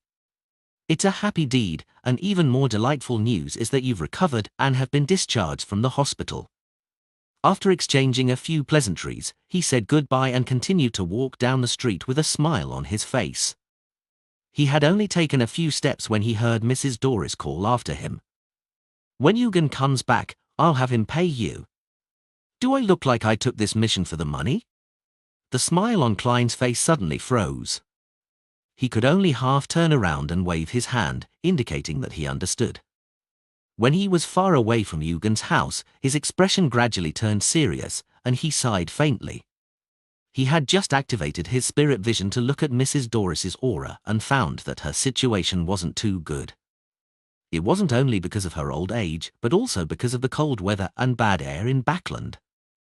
All of these had a very bad effect on her lung disease. Mrs. Doris should be able to make it through this late autumn and winter, but it will be hard to say for the next one, or the next one. If she wants to live for a few more years, she would have to move to the south, to the area around Desi Bay. It's a pity that it's likely that lawyer Eugen can't afford to do so now. Even I haven't been to Desi Bay. Klein mumbled, came to the mailbox, and stuffed the letter in. This was the prelude to his performance. And this evening, he would head to the Harvest Church as a detective and do the rest of the preparations. After buying a desi pie for breakfast, Klein returned via his original path and was quite at ease. Before he got close to the house, he saw an elegantly decorated carriage parked outside. Two ladies in black hats and a ribbon were anxiously pulling on his doorbell, while the maids and bodyguards were scattered around, as though they were on guard against something. "Mrs. Stellin." "Mary. Do they have something to entrust me with?" They look very anxious. With the paper bag containing the desi pie in hand, Klein approached and said with a laugh, "Ladies, it should be time for breakfast." When they turned back to see Detective Sherlock Moriarty, Mary was visibly relieved. "Mr. Detective, you have to help me." In Klein's spirit vision, there was nothing fake about her anxiety, nervousness, and fear. Therefore, he nodded his head, pointed at the door and said, "Let's talk inside." As he spoke, he glanced at his landlady, Stellin, and he noticed that her condition was entirely different from the past 2 days. She had become very low and dejected, as though she wasn't interested in anything at all. What happened to her? Although his landlady liked to show off a little, she's someone who loves life a lot. Klein took out his key and opened the door. After entering, before she could sit still, Mary impatiently said, "Detective Moriarty, I received a threatening letter." "Threatening letter?" Klein put down the desi pie, clasped his hands and asked, "What does the letter say?" Mary glanced sideways at Mrs. Stellin, and seeing that she wasn't quite as active as usual, she said after some deliberation, "That letter asked me to handle the smoke of the factory impartially when I carry out the atmospheric pollution investigation and to acknowledge their contributions, or else I would end up like the doll that came with the letter." The doll's head was ripped off, and its arms and legs were broken. Mary seemed to recall the feeling when she opened the letter, and she said with a trembling voice, "This is the first time I've encountered something like this. I don't know if it will become a reality or not. I didn't know that I would have to experience such cases when I became a member of the Investigation Council. I didn't know. Perhaps Emperor Rizal once said that there are only 2 ultimate forms of hatred between people.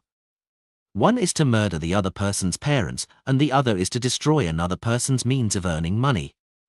Klein solemnly nodded his head and said, "My suggestion is to report it to the police." From his point of view, Mary was now a member of the National Atmospheric Pollution Council. Her status was completely different from before, and the police would certainly not take the threat she received lightly. Moreover, this involved the development of a governmental policy and wasn't an ordinary matter, so there was a high probability that the police department would hand the case over to the Churches Beyond organization in order to solve this case as soon as possible. Based on Mary's status as a follower of the goddess, the Nighthawks was an inevitable choice. This way, even if Klein wanted a share of the reward, he didn't want to involve himself in it. "I've already done so, but it doesn't reassure me." Mary pursed her lips and said, "Do you know what they said?" "They said that threatening letters were formed by cutting the words from newspapers, and the doll could be bought from anywhere. It would be very difficult to find the sender in a short period of time. And they only sent 1 policeman to protect me. Goddess, is this how they treat a helpless citizen's cry for help?" Mary paused, looked earnestly at Klein and said, "Detective Moriarty, I believe you can help me, not only because of your performance from that matter, but also because of Mike's approval, Aaron's praise, and Tarlin's extolment. And I know you made a great contribution in that serial murder case. Don't worry, I will pay you well enough. Your words make me happy, but something doesn't seem right. Unless the police have already been bribed, they would probably transfer the case to the Nighthawks, and with beyond a means such as divination available, it would be impossible for a letter made up of words from a newspaper to avoid detection. The sender would have either been caught already, or they would have means to interfere with divination. The latter would only lead to a formal and large-scale intervention by the Nighthawks. No matter what the situation is, it will be different from how the situation is handled now." Klein didn't answer Mary right away, but he carefully analyzed the abnormality of this matter. The living room suddenly became unusually quiet. The feeling of silence made Mary and Mrs. Stellin somewhat uneasy for some unknown reason. At some point in time, Klein had fished out a coin and made it bounce and roll between his fingers, as though it were a habit of his to focus his thoughts. Suddenly, the coin flew up and then fell down steadily onto the palm of his hand, its back facing up. Klein was surprised. He was divining whether this matter involved danger, but it turned out to have none. If such a threat really exists, even if the sender doesn't have considerable abilities, it would still result in a certain degree of danger. It's impossible to have none. Is it just a simple threat? Or... Klein suddenly thought of another possibility as he smiled and said, "Mary, don't worry. You can go back home in peace. If someone comes to you in the next 2 days to discuss this issue so as to make it public, allowing the citizens to know the true intentions of those factory owners in order to incite anger among the public, then you will be fine. The possibility which Klein had just thought of was that the threat was a trap set up by the council so as to incite the public to use their anger, allowing the atmospheric pollution investigation to be carried out smoothly and lead to the subsequent bill which could benefit them. This would explain why the police are responding in this manner. Why do you say that? Mary asked, frowning. Klein smiled and replied, that's what I've deduced. And if what you claim doesn't happen in 2 days? Mary pressed. Klein said sincerely, then I will provide protection. In any case, there's no danger, he added inwardly. After comforting and sending off Mary, he went above the grey fog to confirm the matter and received the same result as before. By then, his deci pie had turned cold. Mary returned home with some apprehension and uneasiness, wondering if she should invite Stellan to stay with her for a few days. At that moment, her housekeeper informed her that the eldest son of Count Hall, the chief secretary of the National Atmospheric Pollution Council, Mr. Hibbert Hall, had come. After both of them entered the living room, before Mary could even open her mouth to speak, the handsome, blonde gentleman spoke first. Mary, I've heard of what has happened to you. It's a disgrace to Backland, and even to the whole kingdom, and I'm deeply sorry for it. Don't worry, everyone in the committee will stand with you. Thank you for your concern, Mary responded gratefully. After a moment of consideration, Hibbert Hall said, I wish to get a reporter to interview you regarding this incident. I want to tell everyone about what happened to you and how despicable this act is. I want to let everyone see how outrageous those people who have contaminated Backland's air are. There's no sign of repentance. Please agree to my request. It's exactly as Detective Moriarty described. Mary was momentarily at a loss for words. After breakfast, Klein rested for a while. Since he had nothing better to do, he went above the grey fog in preparation to divine the origin of the biological poison bottle.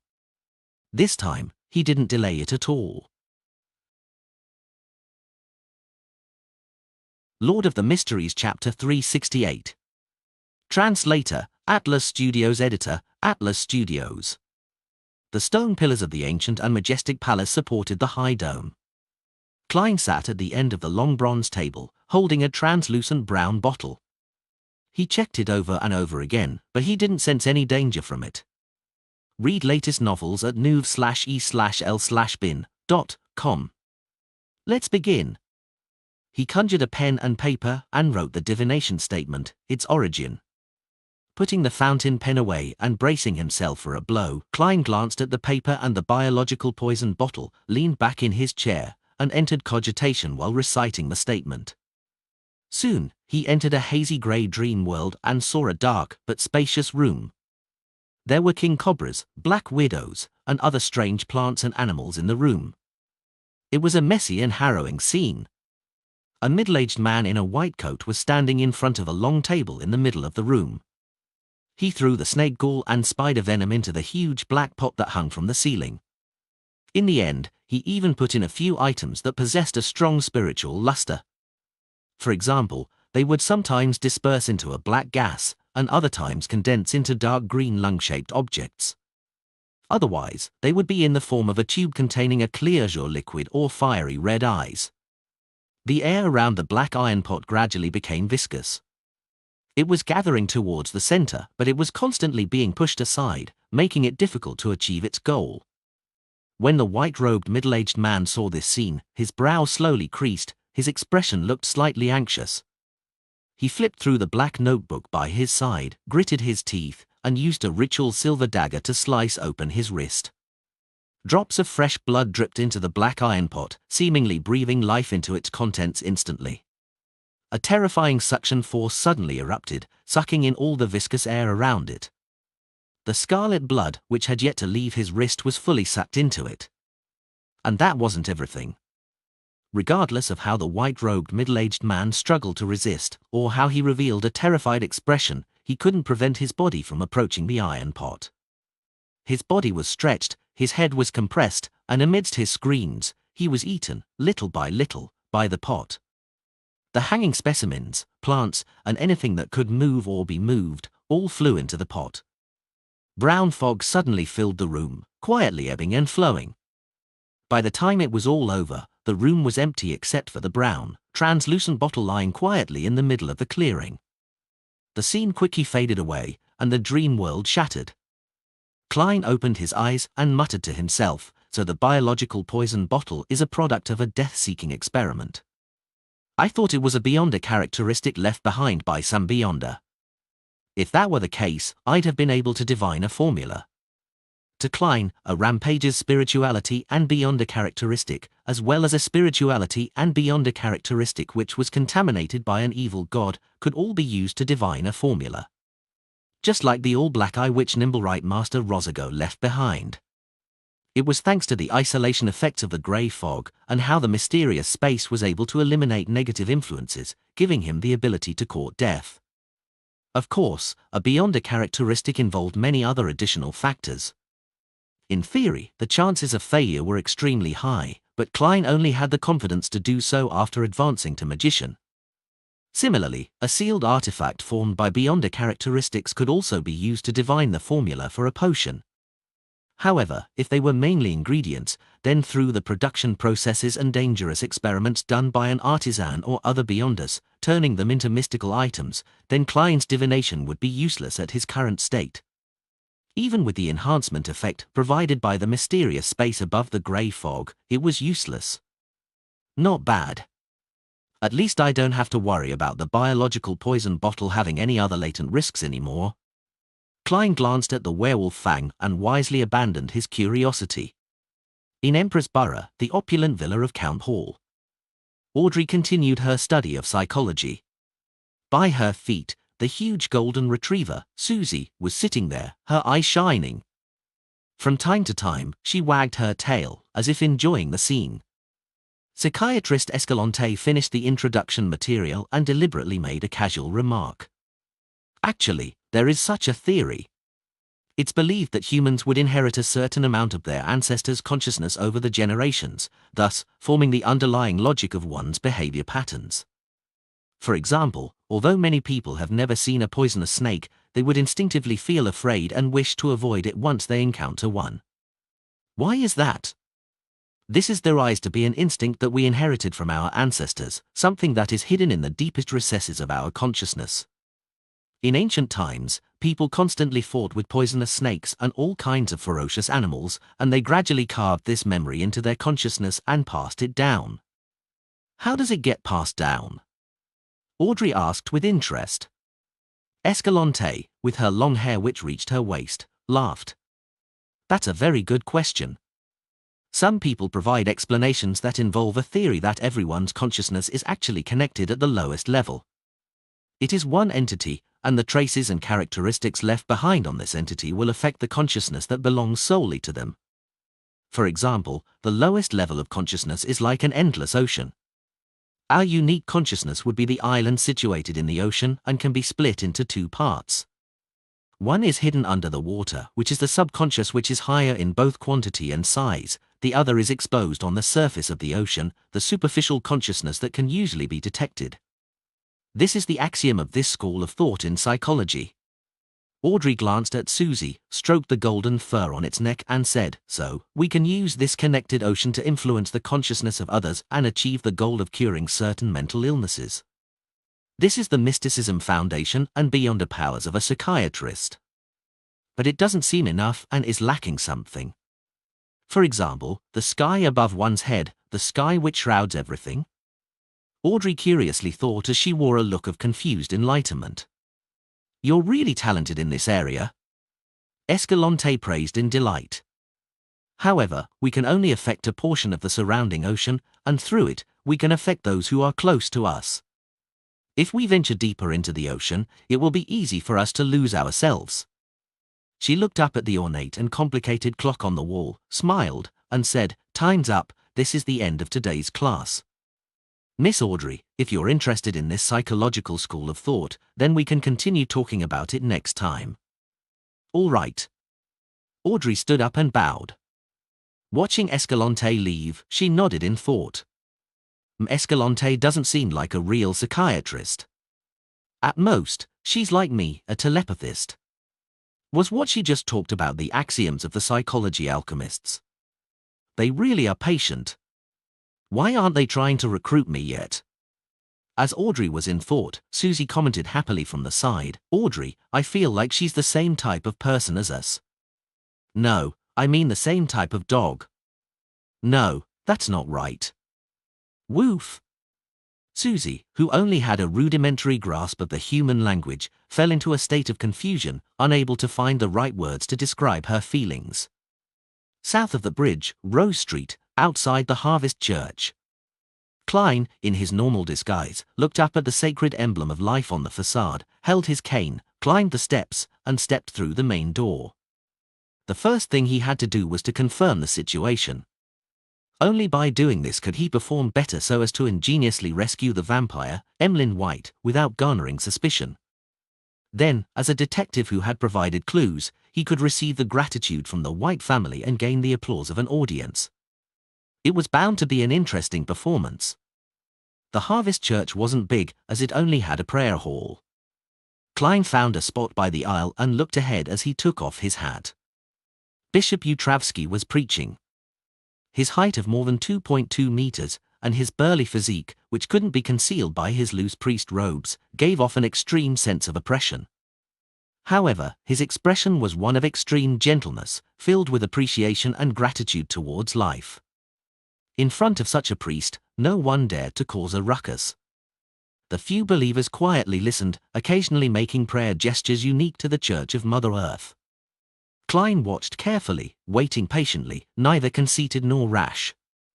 As the sermon ended, he gripped his cane and prepared to get up to proceed with his subsequent plans.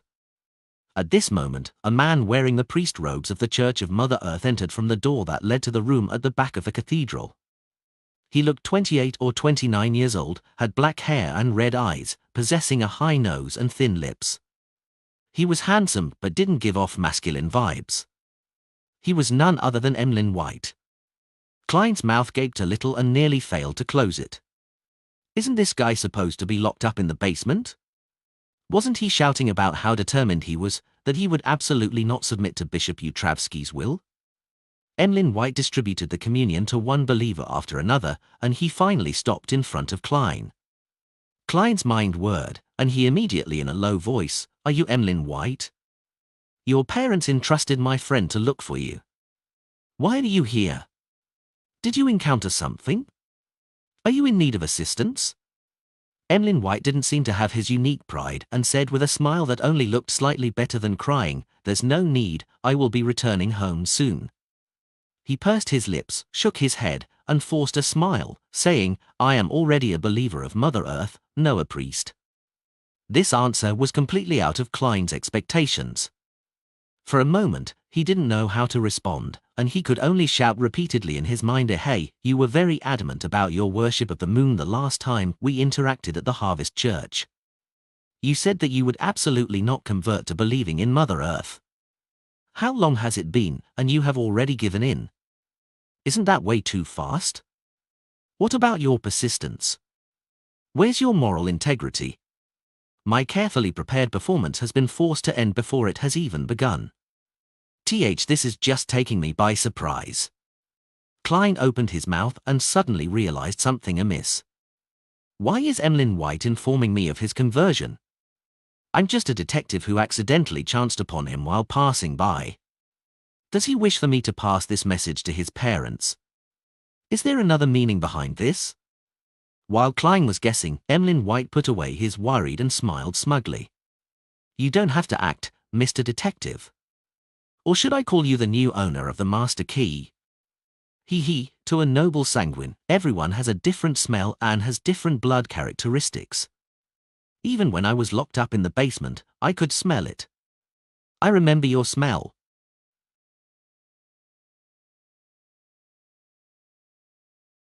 Lord of the Mysteries Chapter 369. Translator, Atlas Studios. Editor, Atlas Studios. I've been recognized. Klein instantly fell into shock as he nearly entered combat mode.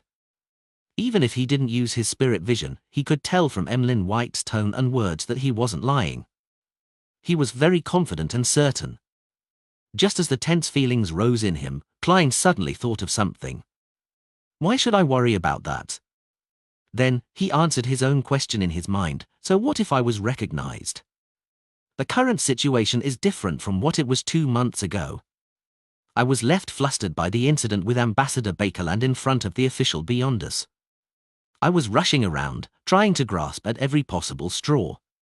In the process, I ended up making contact with Beyonder circles, and even the possibility of me becoming a Beyonder was quite plausible. Therefore, even if my identity as a Beyonder was exposed, they wouldn't think too deeply about it and dig up my past. And it's very likely that Detective Isengard Stanton is a Beyonder, and he maintains good relations with the police and the official Beyonder organizations. He had speculated that I was the same as him and tried to gently rope me in. In this regard, I can barely be counted as a borderline member of the official Beyonders, and if anything were to happen, I wouldn't necessarily be imprisoned. More importantly, I have already made my current image so deeply ingrained that I don't have to worry about any wanted posters. If anything goes wrong, then I can just abandon 15 Mint Street and my identity as Sherlock Moriarty. So, what's there to worry about? Yes, before I came here, I had also performed a divination, and the revelation was that there was almost no danger. As these thoughts flashed across his mind, Klein's contracted pupils, slightly appalled expression, and his fight or flight state eased, as if he was discussing the day's weather with Emlyn White. Seeing his calm expression, Emlyn White raised his eyebrows, took a few steps to the side, and squeezed past him before slowly sitting to his side. The vampire looked at Bishop Utravsky, who was leading the believers in the rite of Holy Communion, and he said with a sneer, "Mr. Detective, aren't you afraid that I'll go to the police station and shout out loud that you're a Beyonder?" Similarly, Klein looked forward and said without turning his head, "I'll go with you and shout out loud that there's a vampire. Come on, let's have an internecine outcome. Do you think I'm afraid of you?" Emlyn White's expression stiffened. He raised his right index finger and said, "Sanguine, a noble sanguine. Got it?" Before Klein could speak, seeing that Bishop Utravsky was preoccupied with the rites of Holy Communion, Emlyn White chuckled and said, "Regardless, I'm finally going to be free." I pretended to submit and told the old man that I was willing to convert to believing in Mother Earth and was deeply penitent for what I had done. Although I have no idea what was necessary to show repentance, it's not a problem to put on an act. That old man actually believed me like this, and he was very happy as well. He let me out on the spot, and he let me become a priest here. He told me that as long as I memorized the Holy Bible of the Church of Mother Earth, he would allow me to return home. Ha ha, that old fogey, who's all brawn and has become silly from his faith, sure is easy to fool. Easy to fool? Klein turned his head to look at the vampire. Looking smug, he looked forward and said, "Father Utravsky used to be a pirate. He probably killed far more people than the number of people your father has ever saved. Furthermore, most pirates don't trust their fellow crew members. Betrayal and trickery are common among them. To be a relatively successful pirate able to live to the end, Father Utravsky wouldn't be a person who's easily fooled, even if he's not a bright person."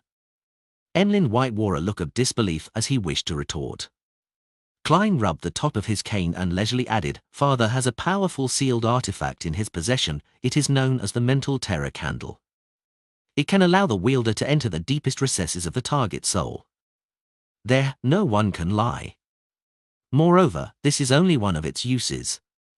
I don't know if it has any other abilities." Emlyn gradually froze, his eyes losing focus.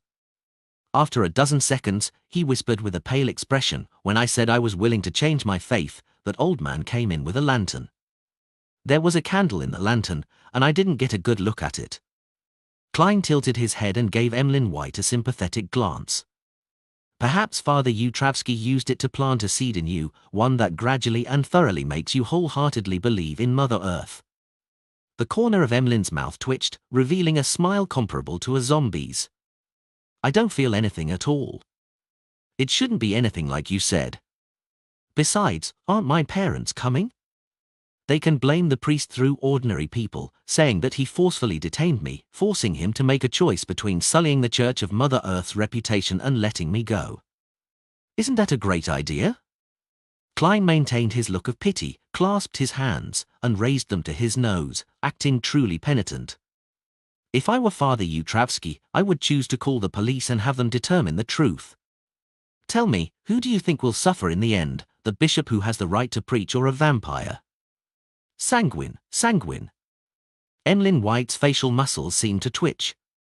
He clenched his fist and punched the back of the pew in front of him. I can wait. Once I memorize the Holy Bible, I will ask the old man to let me return. He is a truly devout person and will not break his promise. Klein didn't turn his head and said with a smile, I've been to 48 River Bay Avenue. Your parents have already moved away. Naturally. Not only will they move away, they will also move to somewhere I'm not aware of, Emlyn White responded without hesitation. Klein added with a relatively relaxed tone, they moved in a hurry. They left a lot of things behind, such as the things in your room. Emlyn White's expression suddenly became extremely wonderful. He gaped his mouth, abruptly stood up, squeezed past Klein, and rushed towards Bishop Yutravsky, who stood in front of the sacred emblem of life. Father, Bishop, I want to return home. I want to return home. I want to return home. Emlyn shouted. Seeing that there were still believers who hadn't finished their Holy Communion yet, Father Yutravsky didn't respond. He merely gave the pitiful vampire a calm look. Emlyn quickly shut his mouth and became quiet. He paced back and forth, looking extremely anxious. Smiling, Klein stood up, took his cane and hat, and strolled down the aisle to the front pew of the cathedral's hall. When Holy Communion was over, he walked up to Father Yutravsky and said with a serious expression, Bishop, I don't know why you're retaining Emlyn here, nor do I want to know. I only know one thing: his parents have entrusted me to take him back. If this giant-like priest agrees to my request so easily, I can only light a vigil candle for this vampire, Emlyn. No, I am sure he will hate candles from this day forth. It's best to mourn for him. Klein secretly thought. Father Yutravsky looked down at them and replied gently, Emlyn can return home at any time. Klein gave Emlyn White a glance, raised his right hand, and tapped his chest. Fin new chapters on no/elbin.com. He wanted to gesture the sign of the crimson moon by tapping in a clockwise fashion, but in the end, he forced himself to draw the triangular sacred emblem. Emlyn became rather anxious from the look Klein gave him. Without a word, he rushed to the door of the cathedral and left without a hitch. Klein followed him at a moderate pace without any signs of anxiety. After proceeding forward in what appeared like a jog, Emlyn suddenly slowed down and said in a daze, I feel like I'm starting to miss the Harvest Church, the feeling of memorizing the Holy Bible, and the sacred emblem of life. I wish to return to clean and tidy the place. It'll only take an hour. An hour. This planted seed is even more vicious than I had imagined. No matter where this vampire goes, he will return to the Harvest Church every day and work for an hour? That's actually quite all right. At the very least, the seed, which was planted, didn't change Emlyn's faith. In a way, he's showing him some respect, but why did I use the word respect? That candle is called Mental Terror Candle, and it's said to be from a dragon. The spectator pathway is rather scary. Klein tapped his cane and said, Do you need me to remind you of anything? There's no need. Emlyn's expression distorted as he angrily said, I will fight this feeling. I'm going to move to Mid-Seashire or Fasak. I don't believe that I'd still wish to return when I've left Backland. He gritted his teeth and suddenly exhaled. Let's take the carriage back to River Bay Avenue. All right, Klein responded nonchalantly. After a few steps, Emlyn stopped a rental carriage. Just as he was about to board the carriage, his back stiffened for 2 seconds.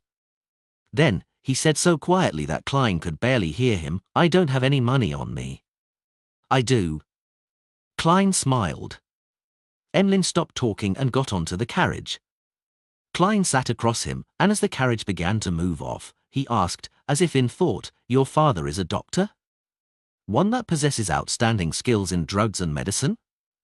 Although he was listless, Emlyn raised his chin out of habit. This is the gift that we sanguine enjoy. The most outstanding potion masters are all from the sanguine. Is that so? Klein whispered to himself, his thoughts a mystery. Emlyn said after a moment of silence. Write to your friend and tell him that I have returned to River Bay Avenue. My parents will come looking for me. All right, Klein answered simply. After nearly 20 minutes, the carriage pulled into River Bay Avenue and stopped in front of Unit 48. After paying the fare, Klein got out of the carriage and saw Emlyn White look towards the bedroom, his expression becoming abnormally excited. Restraining himself, the vampire pressed his hand to his chest and bowed deeply at Klein. In any case, I must thank you. Klein immediately revealed a smile. There's no need to thank me. The bounty reward of finding you and the transportation fees will be obtained from your parents. Also, you have to concoct a medicine with beyonder effects to help me treat a patient. This is the reward that your family should pay.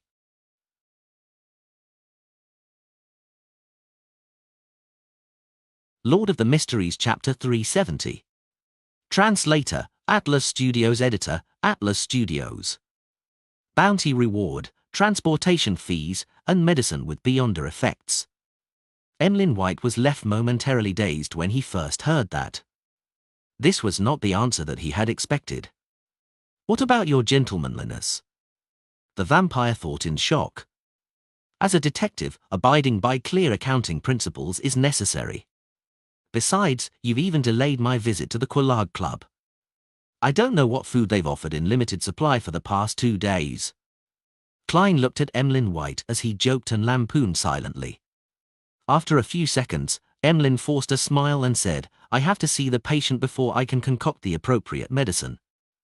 From your tone, you sound really confident. Klein nodded thoughtfully.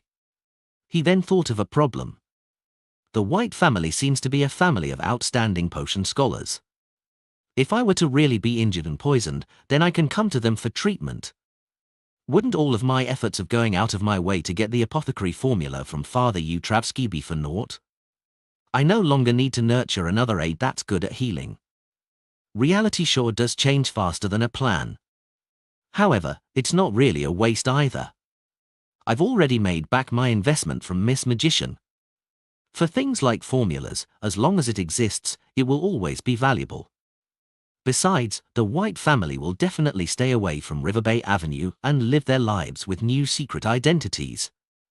I might not be able to find them, so it's not that convenient. No, before the mental terror candles inducing thoughts are resolved, all I need to do is wait for Emlyn White at the Harvest Church. With this in mind, Klein took off his hat, bowed and said, No problem, I will take you there when the time comes. I shall not waste your time any further. Cheerio. Emlyn White's expression changed as he hesitantly said, If you can remove the effect of the mental terror candle, then you will receive a greater bounty, and... He paused and raised his chin. And the friendship of the sanguine. I'm a magician, and I possess the sun brooch and biological poison bottle. I'm only limited to mediumship when it comes to the aspect of one's psyche, so what can I do? Amongst the people I know, only Miss Justice is a close match, but she's only a Sequence 8 telepathist. Unless you change your faith to the fool that doesn't belong to this era, then we will be able to find out how to use the knowledge recorded in the Book of Secrets to help you solve this problem through a corresponding ritual. Speaking of which, vampires seem to be worshippers of the primitive moon, very similar to the Shaman King and the like. Could the ancient god recorded in the city of Silver the vampire ancestor, Lilith, be the primitive moon? Klein said with a smile as his thoughts wandered, I'll keep a lookout for ways to help you. Emlyn White nodded and didn't say anything else. He impatiently turned around and rushed to the door. If it wasn't for the fact that the carriage driver was still nearby, he would have spread his black bat wings and soared directly to the 2nd floor. Klein laughed and shook his head emotively. He rode back in the same rental carriage and arrived at the steam metro not far away. He then made a transfer and returned to Sherwood Borough's 15 Minsk Street. Before entering the room, Klein, who had become accustomed to opening the letterbox, checked for letters. To his surprise, there really was a letter. There was no stamp on the letter. It was addressed to Detective Sherlock Moriarty and was signed off with Eugen Cooper. Lawyer Eugen? Puzzled, Klein picked up the envelope and tore it open. Under the light of the street lamp, he saw a piece of paper and 2 bills. The denominations of these two notes were 1 solely and 5 solely. A total of 6 solely. I fed the cat 3 times during the period. The agreement was 2 solely per instance. Realizing the reason, Klein opened the door and lit the gas lamp. As he unfolded the letter, he discovered that it didn't contain much, and the words that Eugen had handwritten were as precise and serious as he was. Dear Detective Moriarty, thank you for taking care of Brody over the past few days. This is the reward you deserve. I rang the doorbell twice and found that you weren't at home, so I could only put the payment in an envelope and put it in your letterbox. Read latest novels at nouv/e/l/bin.com. As I might not be able to come back until tomorrow evening, I might miss the verbal agreement which my grandmother promised tonight. As a lawyer, I value the validity of verbal agreements and hoped that they will be carried out strictly. Finally, thank you once again. Eugen Cooper. Mr. Lawyer, your gratitude is so dry and boring that it's even inferior to Brody's, but the explanation for your behavior is very detailed. It really fits the Eugen style. Also, why place it in my mailbox? If this were Earth, in the time before I transmigrated, I might not even look at the mailbox downstairs for months. Klein smiled as he folded the bills and placed them in his pocket. Then, he took out a sheet of paper and wrote to Detective Stewart. After writing the beginning pleasantries, he wrote after some deliberation. I found Emlyn White at the Harvest Church near Tutiva Street. It's a very small cathedral belonging to the Church of Mother Earth. It isn't very common in London. Emlyn White claimed that it was because of certain matters that he chose to run away from home. Afterwards, he was taken in by the Bishop of the Harvest Church and stayed there, becoming a... Klein thought for a moment before writing down the word volunteer. Then he added simply, thanks to my persuasion, he has returned to 48 River Bay Avenue. However, he might visit the Harvest Church often for volunteer work. When he was done, Klein read through it, then he put down the pen and neatly folded the letter. He rummaged around for an envelope, but he didn't affix the corresponding stamp. He planned to hire someone to deliver it directly to Stewart's house the next day. If he were to go through the kingdom's postal system, even if he were to put the letter in the mailbox now, he wouldn't be able to get it taken away by the postman until tomorrow, and then there would be the process of sorting and delivering it. So, although he was also in the royal capital of Backland, Stewart would have to wait at least until the day after next before seeing the letter. Only then would the Whites be notified. And during this period of time, Emlyn White was a penniless guy with only his figurines. This is also for the sake of receiving payment early. Klein chuckled, tidied up the coffee table, and returned to the second floor to brush his teeth and take a bath. On Wednesday morning, after spending 2 solely and entrusting a rental carriage driver to deliver the letter, Klein bought some of the main ingredients for Desi seafood rice, intending to cook fried rice today. He couldn't help but swallow a mouthful of saliva when he thought of the pearly white rice. After spending some time, he finally cooked a pot of fragrant fried rice with bacon and black tea after going through all sorts of hassles in the kitchen. It was so delicious that tears almost filled his eyes. This is truly a moving and nostalgic taste. After eating 2 large plates of fried rice, Klein sat down on the chair and rubbed his belly. As Emlyn White's situation had too many twists and turns, his performance had already ended before it had even really begun, and he couldn't achieve the desired goal. Thus, he could only look for another opportunity to take the initiative for a performance. However, Klein still benefited from this. Failure was also an experience, and it made him understand at least one thing. Unlike ordinary magicians, my performance not only has aides, but it also has enemies and participants. Their reactions and choices can similarly affect its development. I have to consider all of these elements ahead of time. This is also a lesson.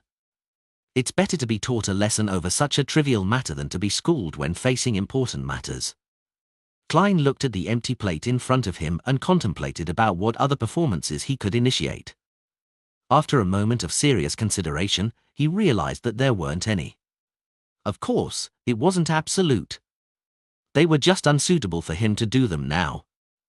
For example, Klein had always wanted to take care of that evil spirit in the fourth epoch ruins of the Tudor dynasty. But even if it was Sharon, who had the scarlet lunar corona, and Marek, who had obtained the Rampager beyond a characteristic of a wraith, Klein didn't think that they were able to fight against the high-sequence monster. It was even possible to end up dead before even knowing why. Taking the initiative to perform isn't equivalent to courting death. It's not about using one's life to perform. Klein warned himself. There was something else he wanted to do, but he didn't think there was much of a chance. It was to find the strange child, Will or Septin, who had brought bad luck to the surgeon, Aaron.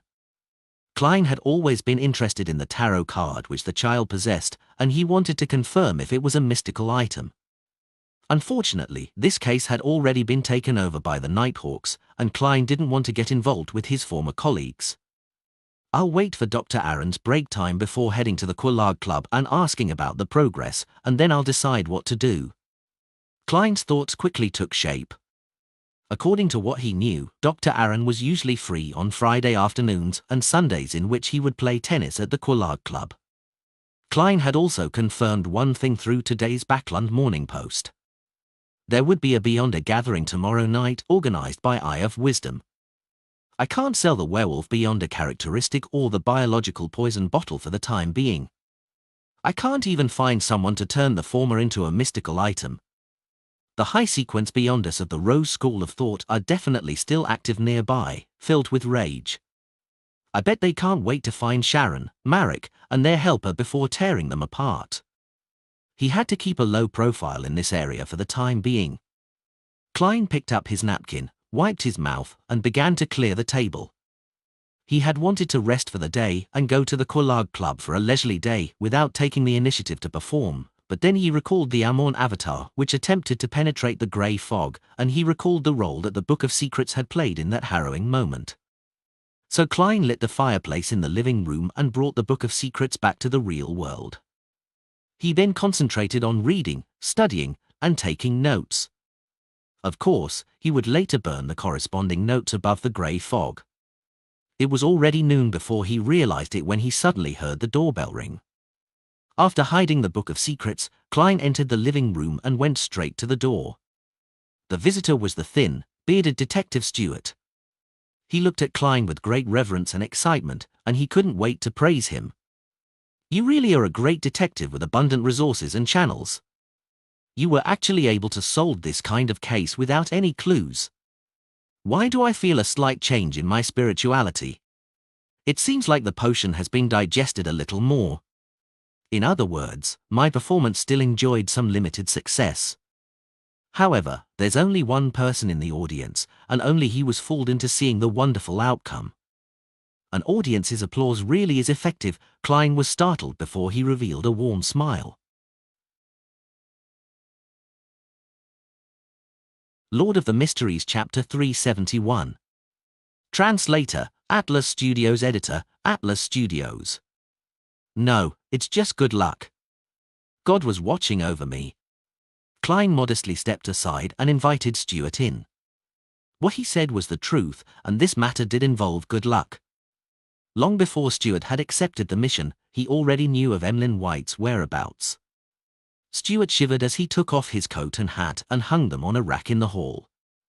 The darn weather is getting colder. Perhaps I should try using those coats with cotton stuffed inside them, he said. You can't call this cold, right? If you go to the north of Mid-Seashire and live in Winter County for a day, you'll understand what truly low temperatures and true winter are like. Klein chuckled. Then, he generously asked, a cup of hot coffee? I would love one. Stewart followed him to the activity room on the first floor. I've been to North Mid-Seashire, and I know about the cold and the snow there. It was a nice vacation, but Backlund's cold isn't inferior either. It went through my clothes like magic and seeped into my bones. Oh, what a wonderful fireplace. Stewart stood in front of the burning fireplace for 20 seconds before he sat down on the sofa. He looked at Klein, who was busy brewing instant coffee, and he said, I'm going south for a holiday to go fishing at Desi Bay for New Year's. What about you?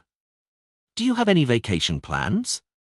We put up with Backlund's air for a year and work hard to save money, all for such a holiday. Perhaps I should head to Desi Bay as well, Klein said hesitantly. He turned his head to the side of Stuart's face, and for a moment, he seemed to be in a trance. This involved an agreement.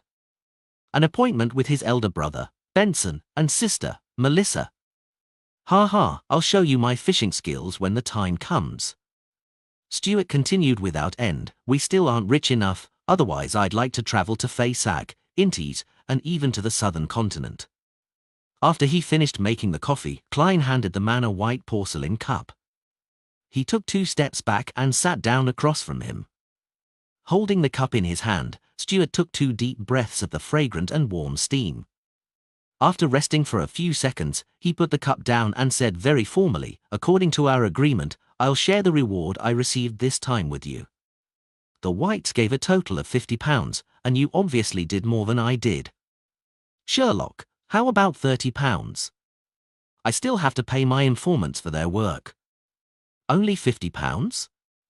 A vampire is only worth £50? Klein couldn't help but silently lampoon. But he also knew that it wasn't that the Whites didn't want to increase the bounty, it was because they were worried about giving too much money and scaring the detectives into making unnecessary associations, attracting the attention of the police or some official beyond the organization. To the average private detective, a £50 mission was already tempting enough, and Klein had only used £7 back then to hire detectives to investigate all the red chimney houses in the whole of Tingen City and the towns along its outskirts. In addition, the Whites gave you an extra £1, claiming it's for your transportation expenses for the past few days. Looking somewhat puzzled, Stuart produced 6 £5 notes and 1 £1 note. Klein reached out to take them, casually checked their authenticity and didn't explain the transportation fees. Stuart didn't ask any further questions and instead said with a smile, apart from Mr. Stanton, you're the best detective I've ever met. Did you join this profession midway, or have you studied under a great detective prior to this? What great detective have I studied under? There's quite a number. There's Sherlock Holmes, Hercule Poirot, the Forever Elementary School Student 1, and that guy who swindles others in the name of his grandfather too. Klein silently lampooned. He thought and said, I come from Mid-Seashire, and I did various jobs before I became a detective. That's why you're so rich in knowledge and experience, Stuart said in enlightenment. Hey, I'm a bit embarrassed by your flattery. Klein smiled, but didn't respond. Stuart took a sip of his coffee and said, Sherlock, I hope you can provide me with help in the future if I encounter a difficult case that I'm unable to solve. My social connections in the detective circles have widened. Klein replied cautiously, if I have the time when the time comes. After some idle conversation, Stuart tactfully offered to take his leave, and Klein accompanied him to the door. After putting on his coat and hat, Stuart was about to open the door and leave when he suddenly turned around and sincerely said, Sherlock, you live too simply. Your talent deserves better coffee. Ah? Klein was stunned for a moment, but then he immediately felt a bit embarrassed. He laughed dryly and said, I can't tell the quality of the coffee. It's all the same to me. After sending Stuart off, Klein went to the butcher's to buy a few ox bones and some beef. He went to the vegetable shop to buy some ingredients such as white radish, rounding up all the required condiments. He wanted to prepare beef bone radish soup for dinner and eat it with the leftover rice. As for noon, he found a random restaurant on the streets and ate a small serving of lamb chop. After a leisurely afternoon, Klein continued to study the Book of Secrets, and the more he read, the more he realized that he knew little about mysticism. Fortunately, he had a solid foundation. He quickly grasped many things once he came into contact with them and pondered over them. In the evening, he smelled the tantalizing fragrance of the beef bone soup, and his Adam's apple bobbed up and down twice. He heard the doorbell again, as though it was a bugle to signal dinner time. Gulping down his saliva, Klein walked behind the door and reached for the handle. The image of the visitor naturally appeared in his mind. It was the handsome but not masculine red-eyed vampire, Emlyn White. There's no need to rush him at all. What a man of his word. Klein opened the door and smiled. Good evening, Mr. White. Emlyn raised his chin, letting his impatience show in his expression. He was about to say something when Klein looked at his brown clerical robes and said with a knowing smile, "You just came over from the Harvest Church. Who was the one who said he could resist last night?" Unable to maintain his gentlemanly demeanor, Emlyn gritted his teeth and said, "That old man, that old man. Damn it, how do I get rid of this inducing suggestion?" Before Klein could reply, he patted the clothes on his chest and said with a stern face, "Take me to the patient. There's a good dinner waiting for me." As he spoke, he sniffed indiscernibly, as if he had smelled something. Klein picked up his coat and hat without saying another word. "All right, I'll take you there now." After closing the door and taking a few steps, he cautiously asked, "Do you have a certificate to practice medicine?" "How else am I supposed to convince Lawyer Eugen to allow Mrs. Doris to take the medicine?" Emlyn looked up at the sky at a 45-degree angle and said, "I don't need those papers to prove my abilities. Read latest novels at nuv/e/l/bin.com. Before Klein frowned, he casually added, "It's too simple. I obtained it easily by going through the process." This tone makes it sound like he's rather proud of receiving a certificate for practicing medicine. Klein smiled without a word. Looking at the wet ground in front of him, Emlyn casually said, "Do you know what I like most about Backland?" "What?" Klein responded without any curiosity. Emlyn chuckled and said, "The persistent gloomy sky with fog that blots out the sun. This allows me to go out during the day without feeling too much discomfort. It's great, except for the air. In other words, the sun really would deal certain damage to vampires. Fortunately, I thought of this yesterday and didn't bring the sun brooch with me, otherwise, I wouldn't be able to communicate with Emlyn." Klein seemed to gain an understanding. As they conversed, they had already arrived outside the Juggans, and Klein went up to ring the doorbell. After a while, the door opened, and Mrs. Doris, who was dressed thickly at home, said with pleasant surprise, "Mr. Detective, I wasn't expecting you." Brody the black cat crouched to the side, looking at Emlyn warily, as though it felt that something was amiss about him. Klein pointed to the vampire beside him. "I became acquainted with a doctor who's good at treating lung diseases, so I've asked him to come and give you a checkup. Let me do the introductions. This is Dr. Emlyn White." "Is that so? You still actually remembered this? What a good child." Doris happily invited the two inside. "Child?" Klein's mouth twitched, but he didn't say anything in the end. On the way into the living room, Emlyn whispered, "The patient's problems are irreversible. She's very old and rather weak. Even if I give her the medicine, she would only be able to live through this winter. She would pass away in 3 to 5 years. Unless she's given an immortal potion or the like as spoken in the legends, that's all that can be done. Or should I turn her into a sanguine? But at her age, she can no longer endure the changes a beyond a characteristic can do to her body. Furthermore, my parents and I don't have any excess characteristics left." "Irreversible?" Klein was startled and silently sighed. He said to Emlyn, "Make her the medicine first.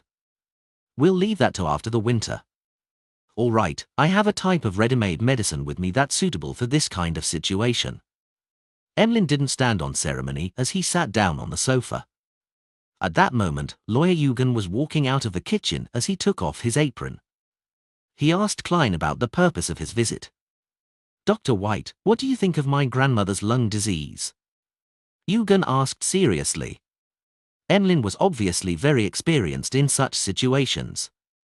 He first explained the ins and outs of lung disease, and after most of it flew past Eugen's head, he said, "What she needs most is warm and healthy air. That's my most sincere advice. In addition, I have special medicine that she can take for free."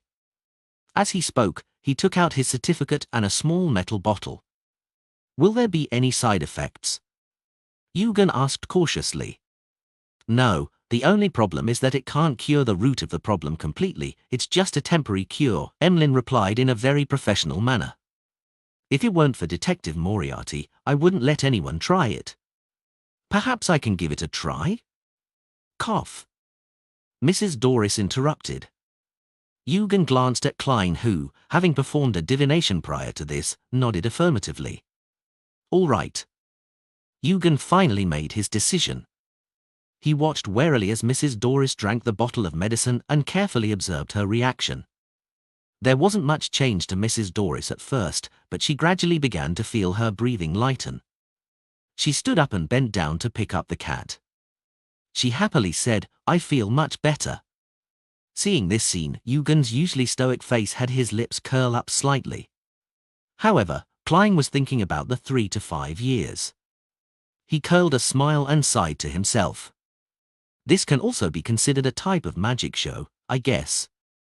Using beyonder powers to create fake outcomes to make the audience happy. Lord of the Mysteries Chapter 372. Translator, Atlas Studios. Editor, Atlas Studios.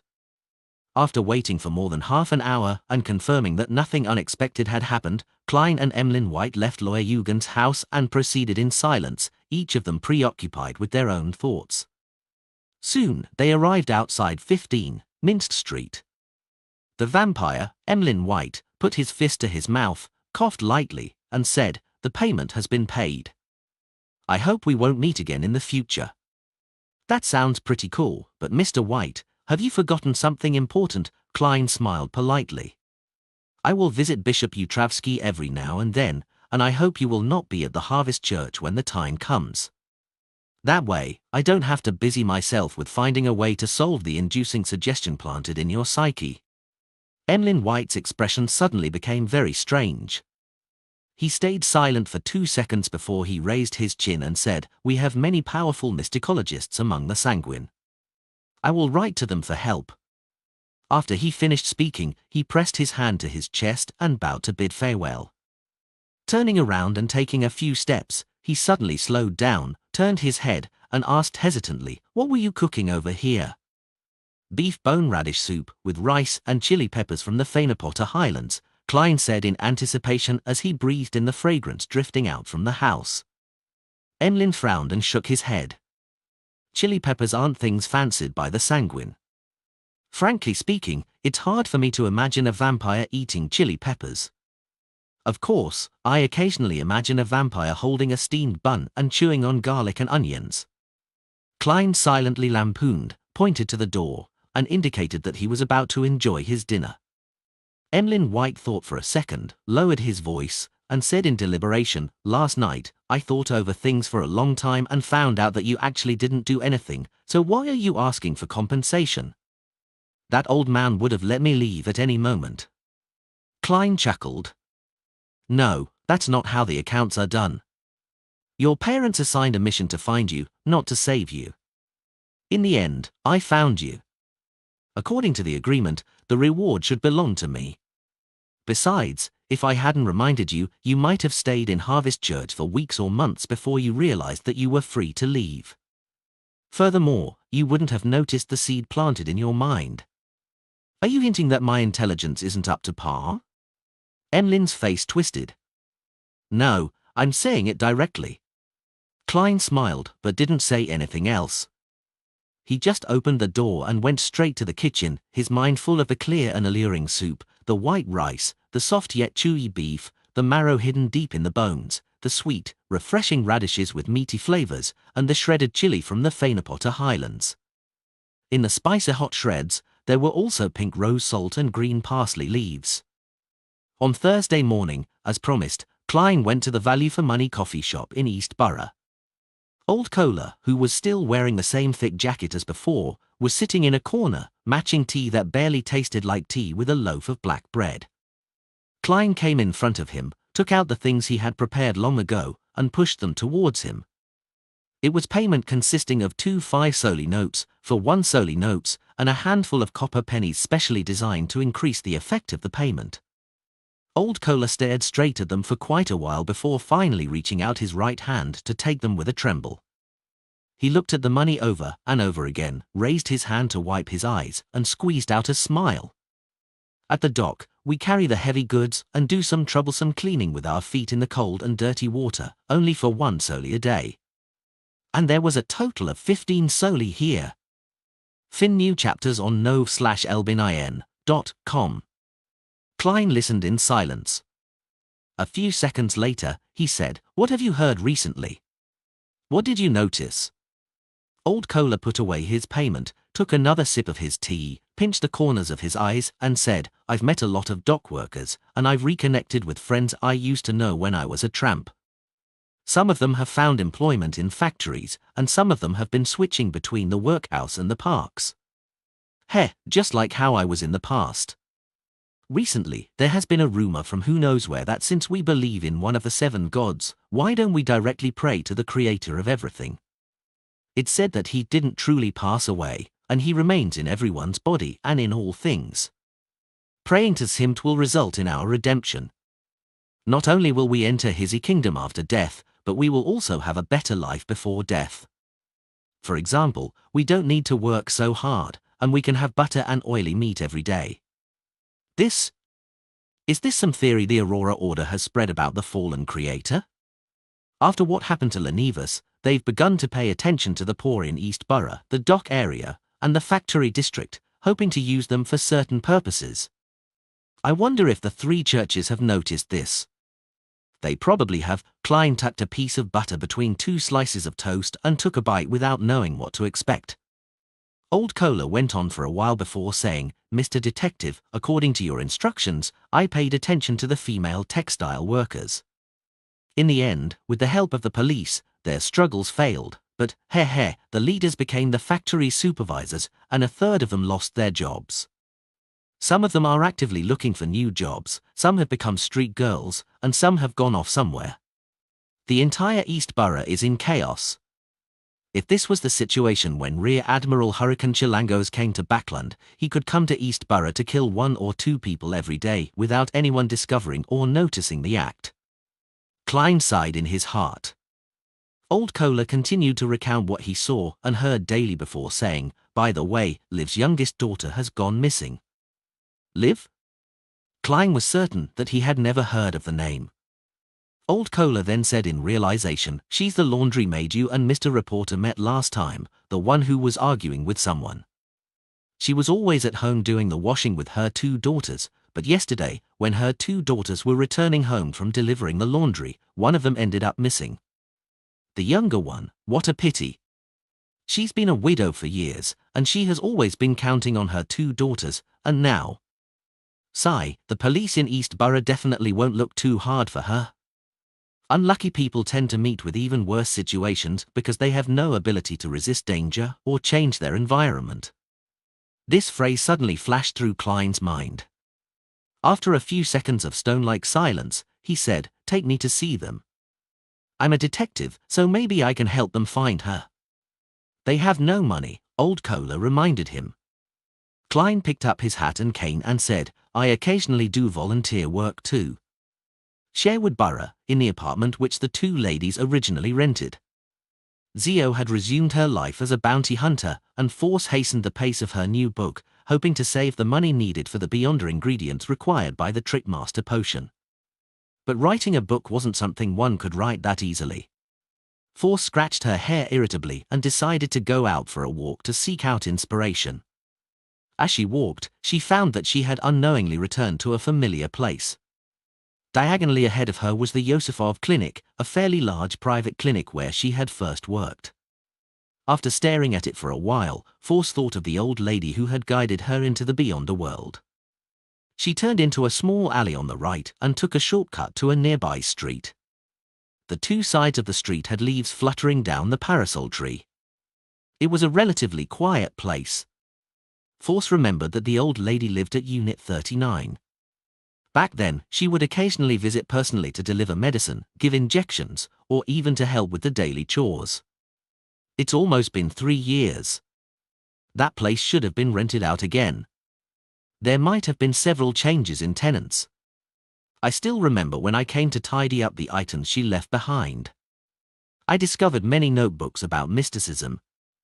Force walked under the nearly barren parasol tree and slowly approached Unit 39.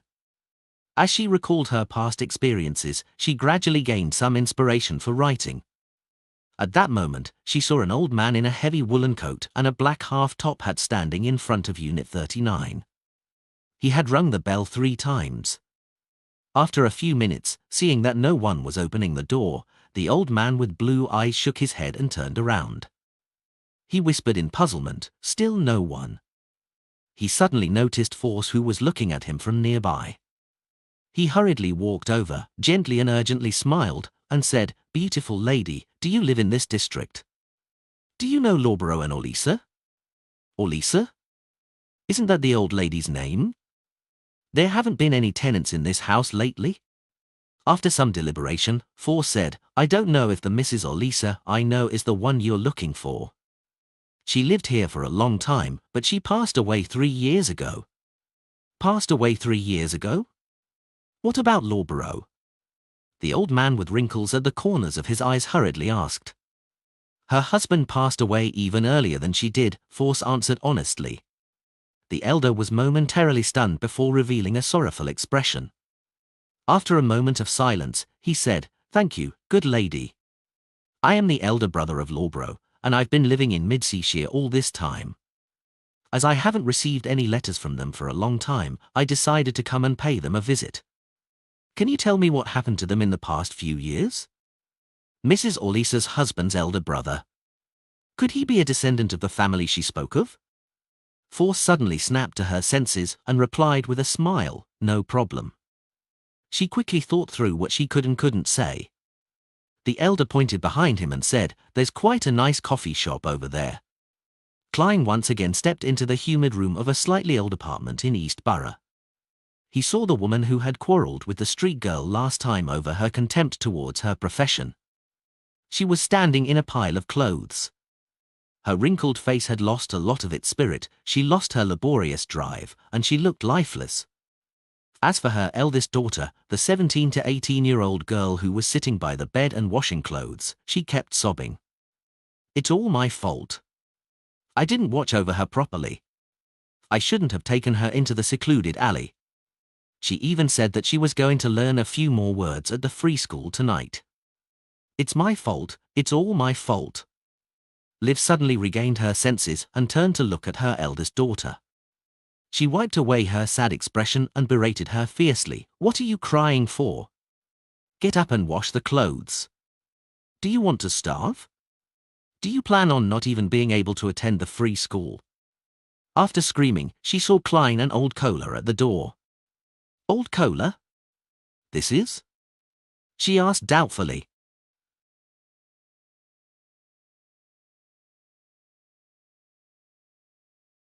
Lord of the Mysteries Chapter 373.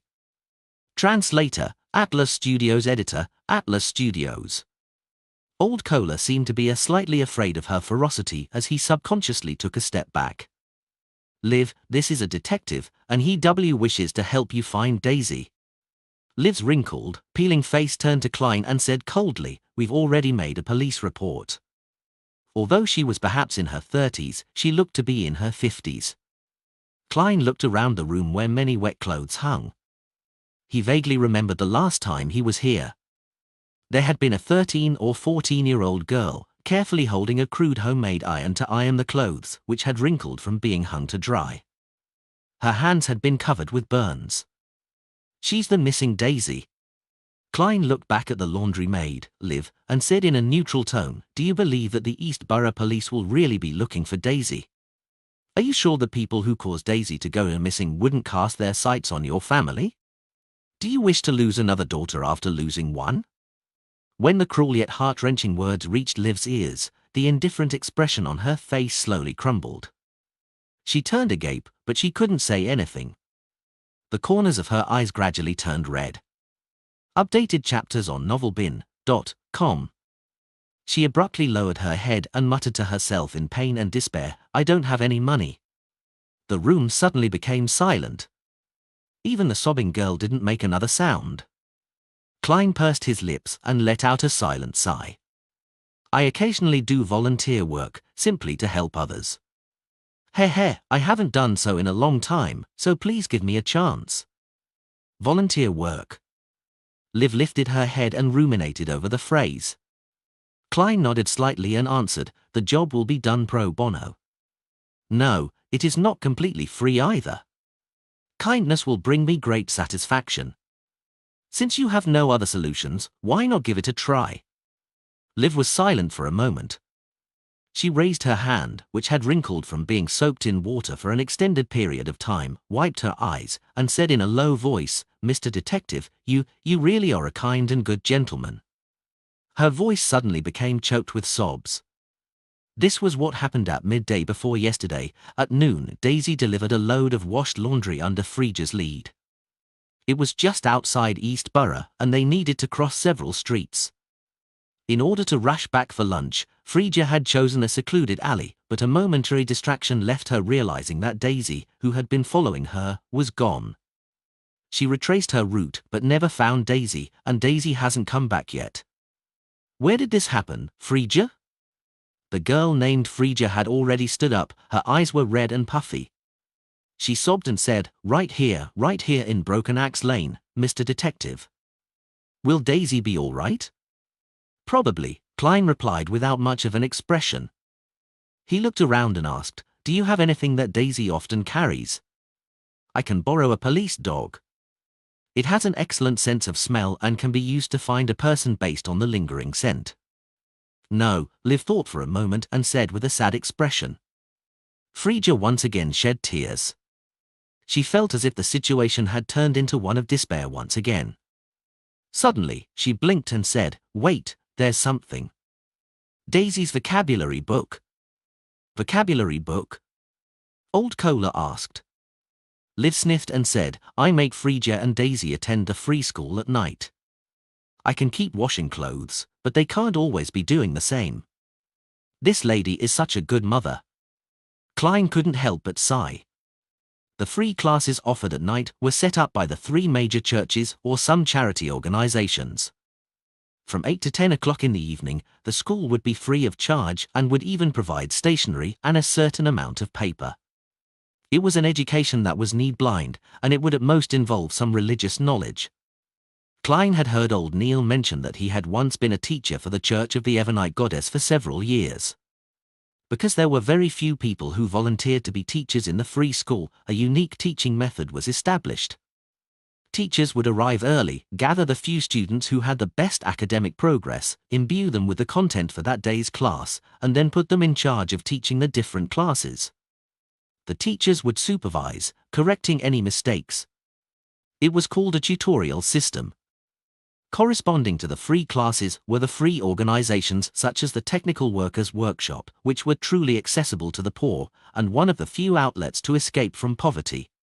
Unfortunately, there were too few similar organizations, and it was difficult for them to play a substantial role. At this moment, the sobbing Frija added, Daisy liked studying very much. She was made the tutor of her class by her teacher. She would put together the vocabulary words she had copied and hug them in her bed every day. She would wake up early and go out into the street to recite them under the light of dawn. She's always found it regretful that there are no street lamps around here. As she spoke, Frija rushed back to the bunk bed and took out a stack of crumpled paper from under the tattered pillow. Due to it being in a humid environment for extended periods of time, the words that were copied on it had already smudged. The edges of the sheets of paper were worn out, as though they had been turned over and over by someone for a long time. Mr. Detective, is this okay? Frija handed Klein the so-called vocabulary book, which had no binding at all, and anxiously asked. Yes, Klein answered very simply. He wasn't trying to comfort Frija. Although it wasn't the kind of items Daisy carried around all the time, it was something that had accompanied her all this while. Moreover, it had been projected with Daisy's strong will. It was excellent for using it as dowsing to seek her out. He casually flipped through the vocabulary book and said, then I'll start taking action. The earlier I find Daisy, the better. Liv and Frija were unable to find words to describe their feelings. All they could do was watch as Klein and old Kohler leave, repeating the words thank you, Mr. Detective, and thank you, good gentleman. After leaving the apartment, Klein turned to Old Kohler and said, "You should pay attention to those female textile workers who lost their jobs, especially those who have neither found new jobs nor become street girls, and pay more attention to those who have gone off to unknown places. Pay attention to your own safety. Ask less and listen more. If you do this well, you'll get a bonus." "All right." Old Kohler nodded heavily. He didn't immediately bid farewell. After hesitating for a moment, he asked with a tone full of expectation, "You'll find Daisy, won't you, Mr. Detective?" "I can only say that I will do my best." Klein didn't make any guarantees. Old Kohler sighed and smiled bitterly. "I've lost my child, so I'm very unwilling to see this sort of thing happen." He waved his hand and walked towards another street. Klein left the area at a leisurely pace, wrapping Daisy's vocabulary book around the head of the cane and, without attracting any attention, completed a dowsing rod seeking. "There are results. Towards the northwest. For the time being, it's not possible to confirm if I'm suffering any interference or misdirection." He looked down at the direction in which the cane was going to fall and put out his palm to steady it. According to the revelation, Klein went all the way out of East Borough and hired a rental carriage. Half an hour later, the carriage, which occasionally changed directions, stopped at Iris Street, near Sherwood Borough and West Borough. It stopped in front of a house with a vast lawn, a wide garden, a small fountain square, and a marble statue. At this moment, Klein's cane had fallen down inside the carriage and was aimed straight at that direction. Through the window, Klein could see the guards patrolling inside the gates and ferocious dogs with their tongues out. The security inside was quite tight. More importantly, even without using divination, his spiritual intuition made him sense that there was great danger hidden within. What is this place? How can Daisy's disappearance involve such a dangerous place? Klein thought for a few seconds, then he told the carriage driver to keep going. The carriage driver replied with some surprise, "Sir, are you not here to visit Mr. Capim?" Capim? The name sounded extremely familiar to Klein. He smiled and asked, "Why do you think so?" "There will always be people coming out from East Borough who ride in my carriage all the way here." Heh, this is the home of the rich and powerful Mr. Capim," the carriage driver casually replied. "East Borough? Capim? Tycoon?" Klein suddenly remembered who Capim was. There were many rumors that he was the leader of a bloody criminal organization which was stained with blood. He was involved in the disappearance of many innocent girls. And in reality, he was a tycoon who knew quite a few important figures. Without another word, Klein leaned back against the wall and half closed his eyes. The horse carriage slowly moved forward. The luxurious villa was left behind as it disappeared from the window. In a small booth in a coffee shop. Force already knew that the old man across her was called Lawrence Nord, who came from Midseyshires Constant City and was a public school teacher. He didn't know that Mrs. Orlisa's husband was dead, nor that Mrs. Orlisa had inherited his estate and become a beyonder, much less know that Mrs. Orlisa had left me her relics. Could he also be a beyonder? Does he have the ability to divine? After taking a sip of Thermo coffee, she organized her words and said, "I was a doctor at the nearby Yosifov clinic, and Mrs. Orlisa came to see me often." That was when her husband, Mr. Lawborough, had already passed away. Sometimes I would accompany her by chatting with her and helping her do things like. So in the end, she made a will, giving me her savings and cash. She donated jewelry, books, furniture, and other things to a charity. This was done under the supervision of her assigned law firm. Force was telling the truth, but not the whole truth. Lawrence pinched his forehead and said, "What a pity. I don't understand why Orlisa didn't contact me over all those years. She didn't mention your name." She was vaguely dissatisfied with Mr. Lawborough's family, Force replied frankly. Lawrence fell silent for a moment before saying, "Thank you for informing me. It has made me understand certain things. By the way, where are Lawborough and Orlisa buried?" "Grim Cemetery." Force took out a pocket watch and gave it a look before saying, "Mr. Lawrence, I still have things to tend to. I should be leaving." Lawrence didn't stop her. He got up and saw her off. After sitting down again, he rubbed his temples in distress and silently muttered to himself, "Lawbro is dead, and he didn't leave any children behind, and I don't know what Lisa did to his beyonder characteristic. Richard died at the hands of the Aurora Order. Sam doesn't even wish to contact us at all, having no interest in shouldering the responsibility of the family name. Will the Abraham family slowly disappear like this?" Lord of the Mysteries Chapter 374. Translator, Atlas Studios. Editor, Atlas Studios.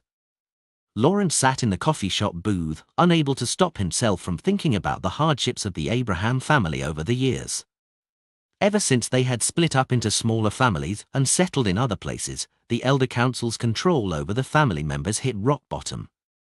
A great number of Abrahams refused to advance, in order to avoid the effects of the curse, hence, many of them remained at sequence 8 or 9. Some didn't even attempt to become Beyonders, wishing to be ordinary people with a certain amount of knowledge so as to live a calm and peaceful life. The Elder Council believed that this was an act of forgetting the family's honor, but it couldn't be harsh on such action since it was tantamount to self-destruction. In such a situation, the upper echelons of the Abraham family began to think of introducing changes. They imitated the teacher-apprentice inheritance system of the life school of thought, and they trained non-family members, hoping that once they advanced to become high-sequence Beyonders, then they would, in turn, be able to help the Abraham family deal with the curse that had existed for about 1,500 years and find their ancestor, Bethel Abraham, who had vanished in the War of the Four Emperors. The plan started off smoothly, and the apprentices who didn't have to worry about the curse quickly became stronger and stronger under the Abraham family's meticulous nurturing. Within a short period of 10 years, there were several strong Sequence 5 individuals among them, while not a single person among the direct descendants of the Abraham family was Sequence 6. The trunk was too weak, but the branches were too strong, hence, the seeds of tragedy were planted, and the ambitious apprentices began casting their sights on the powerful sealed artifacts that the Abraham family possessed. Their plot failed, but it also resulted in serious repercussions. All the non-family members at sequences 6 and 5 were of the opinion that their positions within the Abraham family didn't match their own strength and that they couldn't be trusted, preventing them from being in possession of certain sealed artifacts. In the process of going back and forth, with difficult negotiations occurring and compromises between the two parties, an accident happened. One of them, Traveler Botus, was lured by the true creator into joining the Aurora Order, which led to a terrible disaster. In this disaster, the upper echelons of the Abraham family were almost completely destroyed. More than half of the few powerful sealed artifacts were lost, and only 3 were left. As a result, Lawrence's brother, who he shared the same mother with, Richard, died. Not only did Botus benefit greatly from it, but he also gathered all the Beyonder ingredients he needed, and with the help of the true creator, he successfully overcame the dangers and became a demigod, becoming one of the 5 saints of the Aurora Order, the Saint of Mystery. After the disaster, the rebuilt Abraham family's Elder Council reflected over the actions of the past few years, but they couldn't find a solution to the problem. Emotions such as negativity, dejection, and hopelessness shrouded the hearts of the few remaining family members. Lawrence didn't wish to be placed in such an environment or face sighing and repressed emotions every day. He found a reason to leave the Elder Council and came to Backlund to look for his other brothers, Lawbro, who he shared the same mother, and Sam, who he didn't share the same mother. But now, he suddenly realized that he was the only one remaining from his father's line. He was already nearly 80 years old, and all his children had died in the disaster brought about by Botus. Just recalling the past made him feel sorrow from the bottom of his heart. The most painful thing was that he couldn't see the hope for revenge, and he couldn't see the dawn of his clan's glory appearing once more. "I'm already very old, and I was also injured before. Unless it's absolutely necessary, I wouldn't dare to use my Beyonder powers anymore, which would cause me to lose control or even cause the curse to descend. What is the future of the Abraham family?" Lawrence took a sip of the Thermo coffee and fell into a long silence. Upon returning to her rented house, Force immediately entered the bedroom and locked the wooden door behind her. She sat on the edge of the bed, calmed her mind, and whispered the honorific name that represented hope and the future. "The fool that doesn't belong to this era. You are the mysterious ruler above the grey fog. You are the king of yellow and black who wields good luck. I wish to inform you of what I have encountered today. I met the elder brother of the husband of the old lady who made me become an apprentice. He seems to be a member of a certain family. 7 Seaton of LB/N.C/OM for latest novels. I didn't mention anything related to mysticism, but I'm worried that he has extremely powerful divination abilities and will be able to find out the complete truth. At this moment, Klein happened to be above the grey fog. He saw the crimson star that represented the magician expanding outward, rippling as he heard the stacked layers of pleas. After figuring out the details, Klein tapped the edge of the ancient table and said to himself silently, how cautious for her to know to seek help from the fool. Besides, your guess isn't wrong. The corresponding sequence 7 for apprentice is astrologer. Having recently read the Book of Secrets thoroughly, he had quickly come up with a plan that would help him interfere with divination through rituals. I have to say, with the Book of Secrets and my advancement to sequence 7, I'm becoming more and more godlike when above the grey fog. Of course, for the time being, I'm still just an empty shell. Speaking of which, I've been acting in front of Miss Justice and Mr. Hangman several times, fooling them completely. Why didn't I receive any feedback from my spirituality? The speed at which I digest the potion doesn't seem to be getting faster as a result. Does it have to happen in the real world? Yes, it might be possible that their applause, as an audience, has been blocked by the grey fog, preventing them from directly affecting me. Just like how the eternal blazing sun and the true creator are unable to penetrate the grey fog to find this mysterious space. From the looks of it, the reaction between the grey fog and this mysterious space is very mechanical. It's not sentient enough, and it lacks intelligence. However, to me, this is actually a good thing. In the midst of his thoughts, Klein turned his knowledge into an ancient piece of goatskin and threw it into the crimson star that symbolized the magician. A boundless greyish-white fog suddenly filled the air in front of Force's eyes, and an illusory yellowish-brown goatskin descended from the sky. When she saw the information written on it, she suddenly felt at peace. With Mr. Fool, Mr. Lawrence certainly wouldn't be able to get the correct revelations via divination. Force sincerely expressed her gratitude and busily prepared for the ritual. She had seen a lot of instances where evil spirits did harm to others. In fact, she didn't trust the fool that much, but the curse of the full moon forced her to rely on him. Regardless of how bad the consequences are, I will just lose my life.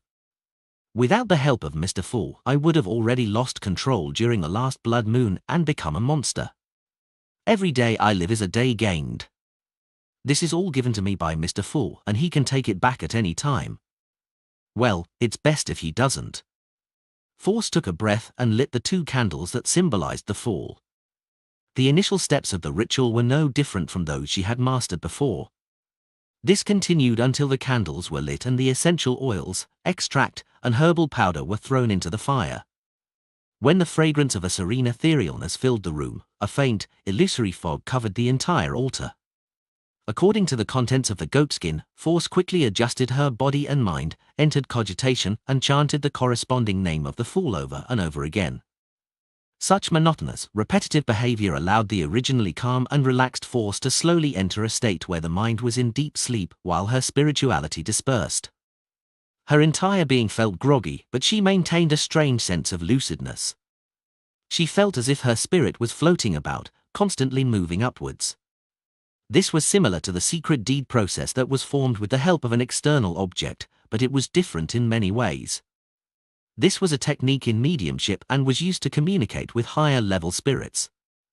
At an extremum, it could even allow a beyonder to travel the spirit world under the pretext of maintaining a special lucidness. Some beyonders who specialized in influencing the mind called it artificial sleepwalking. They could use techniques such as hypnosis to make ordinary people enter this state as well.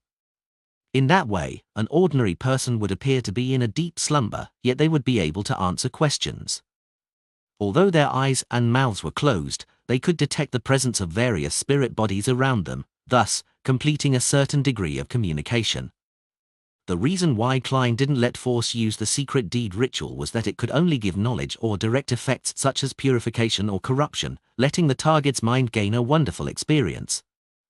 It couldn't interfere with the divination or other matters done by another person. Simply put, the secret deed ritual directly affected the target's spirit body, astral projection, body of heart and mind, and ether body. The related positive or negative states were removed, and with the artificial sleepwalking ritual, it allowed Klein to do something indirect so as to deal with any outside interference. In a daze, Force felt herself drifting back to the majestic old palace above the grey fog, and she saw Mr. Fool sitting high above, looking down at everything. Klein looked at the image of the magician projected by the dark red starlight. He unhurriedly picked up a paper figurine that he had found earlier from his trash pile in the corner. As a seer who had advanced twice, he had many ways to interfere with the divination of others, so he didn't need to rely on mystical items to help him. At this moment, due to the effects of the ritual, the mysterious space above the grey fog started to tremble slightly, and some of the power was flowing due to the perturbation. Klein's left hand pressed the Dark Emperor card on the surface of the long bronze table, connecting it with his own spirit body and uplifting himself to a higher level. It raised his level just like the previous times he used the flaring sun charm and Azek's copper whistle to solidify his spirit body. Then, with a flick of his right wrist, he threw the paper figurine out. The paper figurine suddenly expanded in size, and on its back, 12 pairs of black angel wings, which were cut out of paper, grew out. The feathers were vivid and lifelike. The paper angel pierced through the dark red light and overlapped with the illusory figure of the magician. Without any warning, it started to burn and completely disappeared. The half-awake Force seemed to see a dignified and majestic angel as it wrapped layer upon layers of pitch-black wings around her. After an unknown period of time, Force suddenly awoke from her artificial sleepwalking state. In front of her were only the 3 candles quietly burning on the altar and the fog that had permeated the entire room. At the tip of her nose was the familiar fragrance of serene etherealness. Angel. Force was so lost in thought that she momentarily forgot to end the ritual. Lord of the Mysteries Chapter 375. Translator, Atlas Studios. Editor, Atlas Studios. 1, 2, 3, 4, 5. I think there were 12 pairs of wings. According to the canon descriptions of the various churches, that's an angel of the highest rank. Force tried to recall what she had seen in her reverie. She was both shocked and not that shocked, as if what she had encountered was a shocking event that she had previously taken for granted but had simply never encountered before. It isn't surprising that Mr. Fool has the services of an angel. From the fact that Miss Justice and Mr. Hanged Man occasionally use the word him to refer to him, one can imagine so. The fact that he's able to isolate the effects of the moon's ravings allows me to infer. However, my request was only to interfere with Mr. Lawrence's divination, yet he actually made an angel protect me. Isn't this too extravagant? Or is this a routine act for him? One more problem. Why are the feathers on the angel's wings black? Does this signify degeneracy or death? What is the true identity of Mr. Fool? Which great being is he? Death, who was rumored to have died in the Pale Era? He wishes to be reborn through the tarot gatherings? Force suddenly took a deep breath, completely unconcerned that the gentleman named Lawrence would find anything wrong with her through his divination. On the realization that she had already joined the tarot club, she smiled wryly and whispered silently, "I can only do as Emperor Razel said, take things one step at a time." After gathering her thoughts, Force humbly thanked Mr. Fool once more. Following the normal process of a ritual, she extinguished the 3 candles' flame and began to clear the altar, which was filled with all kinds of items. Above the grey fog, Klein temporarily put the matter of the Abraham family at the back of his mind. According to his original plan, he conjured a pen and paper and wrote the following divination statement: Daisy's current situation.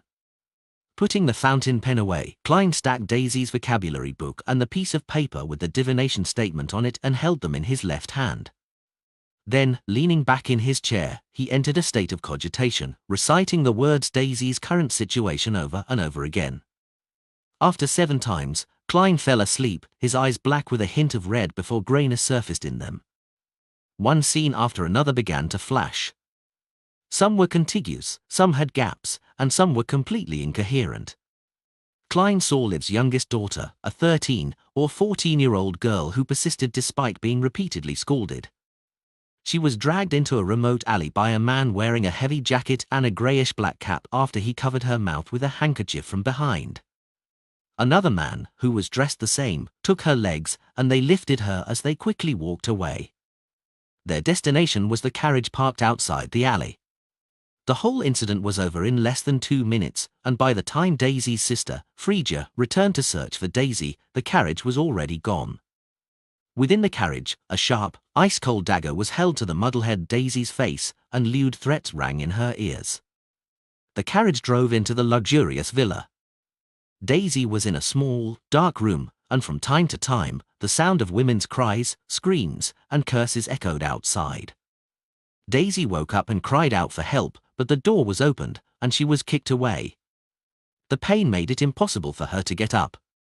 She wept as she constantly cried for Mother and Frigga. Klein opened his eyes and realized that the paper he held in his left hand had already been crumpled by his tight grip. He had established that Capin was the mastermind behind the many disappearances of young ladies and that he was the boss of a criminal organization. The problem, however, was that the case shouldn't and couldn't involve powerful Beyonder forces. At most, there would be a few money-hungry Beyonders at sequence 7, 8, or 9 that were helping out. It wouldn't have made Klein's spiritual intuition give him warnings of intense danger the moment he approached the villa. Is Capin himself a sequence 6 or even sequence 5 Beyonder? However, it's not difficult for a Beyonder of this level to earn money. There's no need to do such dirty and complicated matters. He just has to find all the gangs and collect protection fees via a protection racket. It would be easy, and it wouldn't dirty his hands. Could there be some hidden plot behind Capin's human trafficking? As he pondered, Klein used the power of the grey fog to restore Daisy's vocabulary book to its original state. After a few seconds of silence, he took out another piece of goatskin and wrote a new divination statement: saving Daisy is a dangerous matter. Explore new novels on novelbin.com.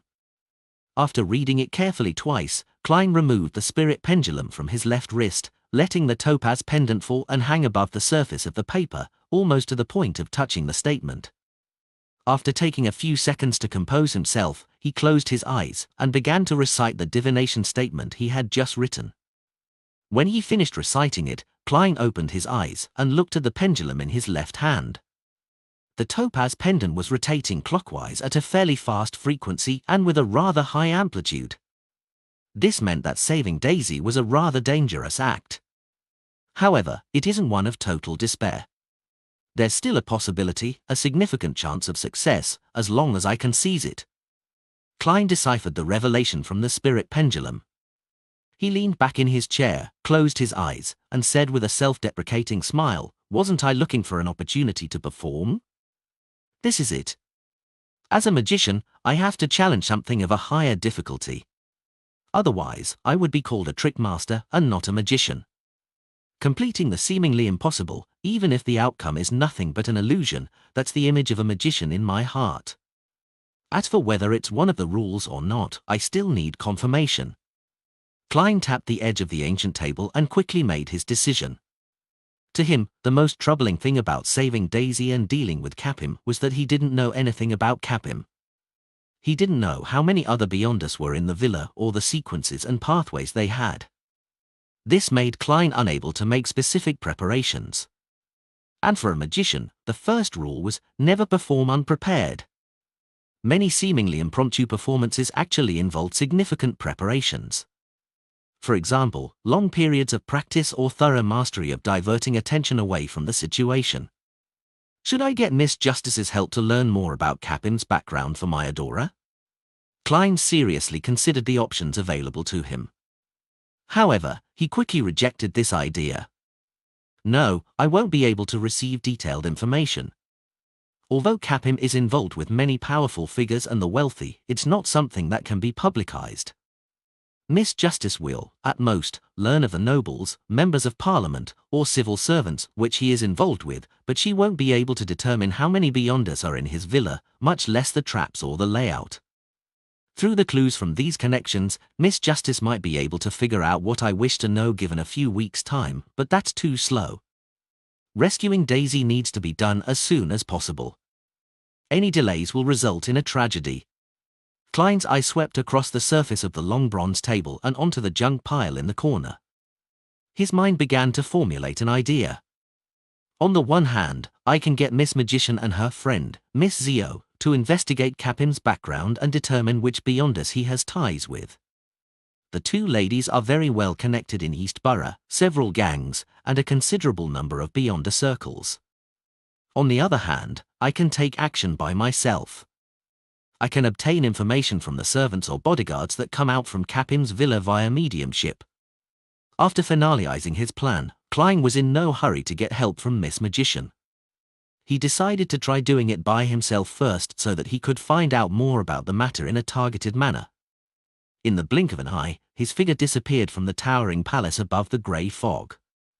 After lunch, a man wearing a greyish-black cap and a thick cotton coat cautiously left from the back door of Capim's villa. He walked all the way to a crossroad and got into a rental carriage. East Borough. He touched the dark red birthmark on his face and instructed the carriage driver. The carriage began to move, and the man looked out of the window with a bored expression, admiring the beautiful ladies and young ladies on the streets. If only we could kidnap them. The man let his imagination run wild as he revealed a regretful expression. When he was far from Iris Street, he suddenly shivered, and his eyes became slightly dazed. He knocked on the wall and said to the carriage driver, "Stop, stop. I forgot something. Here will do." The carriage driver didn't dare to reprimand the ferocious man. He didn't even mutter as he stopped the carriage by the side of the street and allowed him to alight. After paying 6 pence for the ride, the man retraced the direction in which he came for dozens of meters before entering a cheap hotel. Without the need for any proof of identity, he paid for a room. After entering, he left the door ajar without locking it. Then, the man sat on the edge of the bed with a deadpan expression. Suddenly, a transparent and illusory figure separated from his body. It was none other than Klein, who was dressed as a worker. He had used the method of summoning himself to transform into a spirit body and had attached himself to this man's body, allowing him to walk to a convenient location for mediumship. After knocking the man out, Klein's spirit form disappeared from the room. Not long after, the door was pushed open and he walked into the room in his corporeal form. Using a wall of spirituality to seal the place, Klein quickly set up a mediumship ritual, allowing the alluring scent of a matha extract and eye of the spirit medicine to emanate in the surroundings.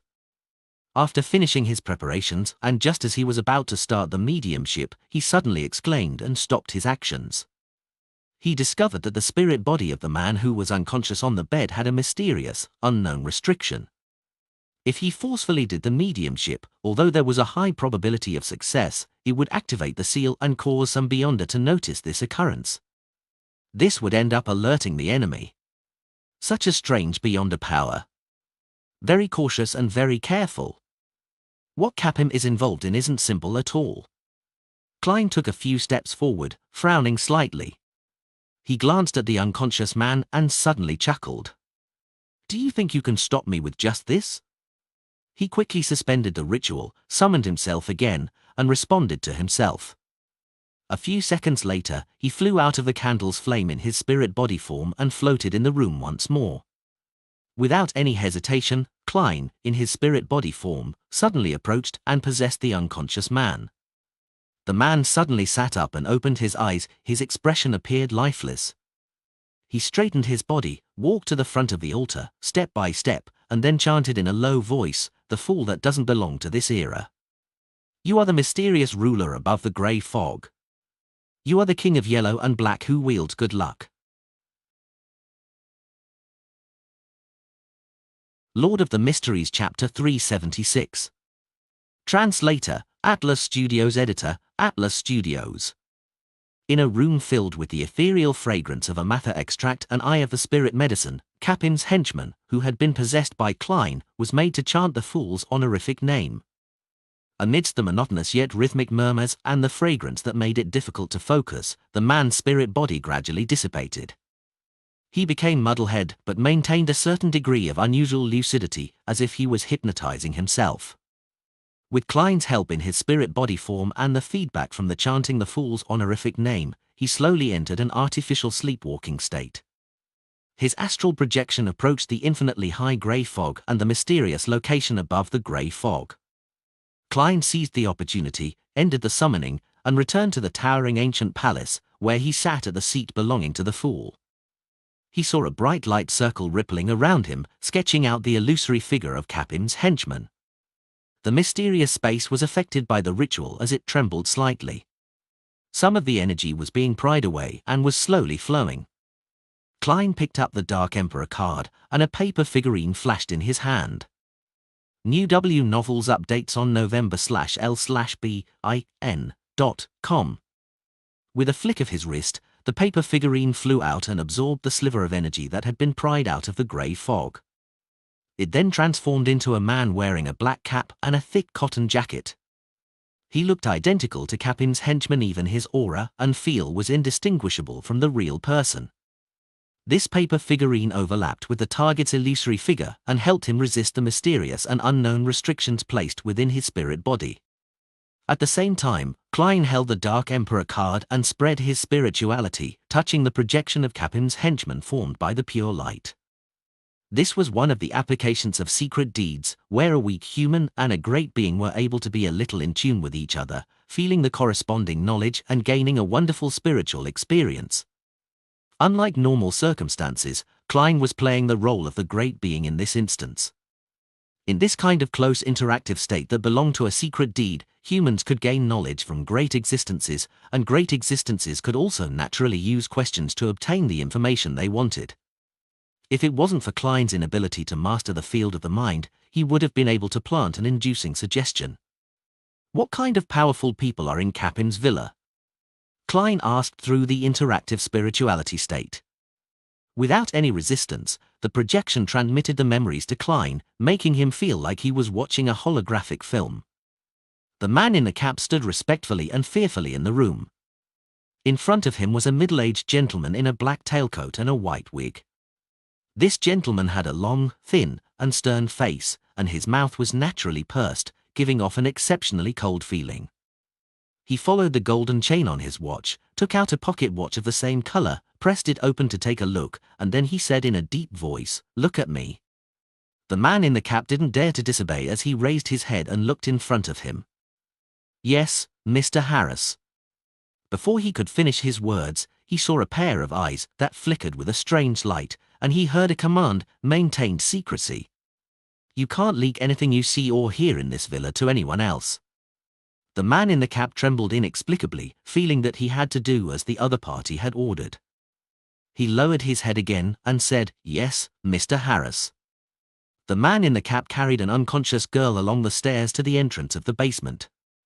There was a small room that was separated from the others, and a bearded man with an unknown age was sitting inside it. This bearded man had a pair of frighteningly cold blue eyes. He held a thin piece of flannel in his hand and was carefully cleaning the greyish-white rifle on the table. The rifle was thick and long, connected through a pipe to a large mechanical box of the same color. It was a high-pressure steam rifle. That was a military-controlled item. "Mr. Belize?" The man in the cap bowed his head in greeting. The man in the cap entered a neatly arranged underground structure which resembled a prison.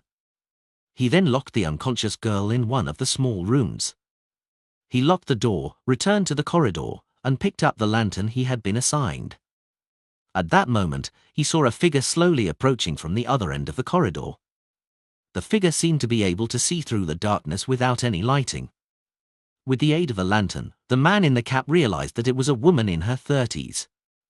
The woman was wearing a brown bonnet, a thin white blouse, and suspenders, as well as leather boots that reached her knees. There were old scars on her face and a cruel smile at the corners of her mouth. The man in the cap lowered his head in fear as he stammered, "Katie." The woman ignored him. Step by step, she approached him and walked past him, as though he was nothing more than air. When the lady named Katie had left, the man in the cap curled his lips and said, "Bitch. When you get into bed, you'll definitely be more energetic than a prostitute." he pushed up his crotch, held up the lantern, and left the basement. The man in the cap met two men in the grand hall that shimmered gold. One of them was about 1.65 meters tall, and he was a little plump. He didn't have any special features, but his eyes always had a frightening look. The other was slightly taller than 1.70 meters, and he looked a bit old. He had some wrinkles and a high nose bridge. His brown eyes were filled with spirit, and he didn't seem to have a look of deterrence. "Mr. Capim," the man in the cap greeted the plump middle-aged man, then he said to another person, "Mr. Parker." In the early light of dawn, the man in the cap met the cold middle-aged gentleman called Mr. Harris at the entrance to the basement. Harris, wearing a white hood, glanced at him, who was standing respectfully by the side. He indifferently stretched out his right palm towards the entrance of the basement and solemnly said, "Confinement." Silently, there was a subtle difference in the surroundings. There are a total of 4 beyond us. At least 4 of them. The strongest should be that Mr. Harris, a sequence 6 at the very least, or maybe even sequence 5. I wonder what pathway it is. It does seem similar to the Dark Emperor pathway. Relying on order and issuing commands? Judging from the scenes just now, the restrictions pertain only to the basement, not the entire villa. That's right. With so many people coming and going during the day, it would be too troublesome to enter and exit once the restrictions are in place. I wonder if it's the same at night. Klein analyzed the information he had just received and asked again, "What's the overall layout of the villa?" He quickly received feedback and saw a magnificent hall, a wide dining room, connected corridors, washrooms, and scenes of the basement. Through them, Klein pieced together in his mind the rough layout of Capim's villa. Feeling the drain on his spirituality, he asked a final question: who are the important figures whom Capim is closely related to? The scene in front of his eyes was the magnificent hall from before. Half-naked girls were prostrating themselves while serving the guests drinks, letting them abuse them or fool around with them, otherwise, they were being dragged directly to a secluded spot to be ravaged. They were young, and their faces were bitter and numb. Any slight delay or lack of enthusiasm would result in them being whipped by Capim's attendants or maidservants. None of these servants showed a shred of sympathy despite seeing such evil scenes. They fought to be the first to showcase themselves in a bid to obtain rewards. Klein saw Capim among the guests, the cold Mr. Harris, and a member of parliament from the House of Commons who often appeared in the newspapers, Vardera, a fat man who was addressed as deputy chief. Is that one of the deputy chiefs of the Backlund Police Department? That's one of the higher-ups of the police department. To think that not a single one of those servants are good. That's understandable. The villa's hired personnel must have been screened before and would have to be sufficiently trustworthy. Klein rubbed his forehead, halting the secret deed ritual. The man in the cap was only an inconsequential leader, and that was all he could know or participate in. Even at this moment, the mysterious restriction on him was still unperturbed. Klein ended the ritual and allowed him to vanish from above the grey fog as he returned to the real world. He sat by the bed and looked at the man in the cap who was unconscious. According to the information he had just gathered, he analyzed the feasibility of a performance and considered one plan after another.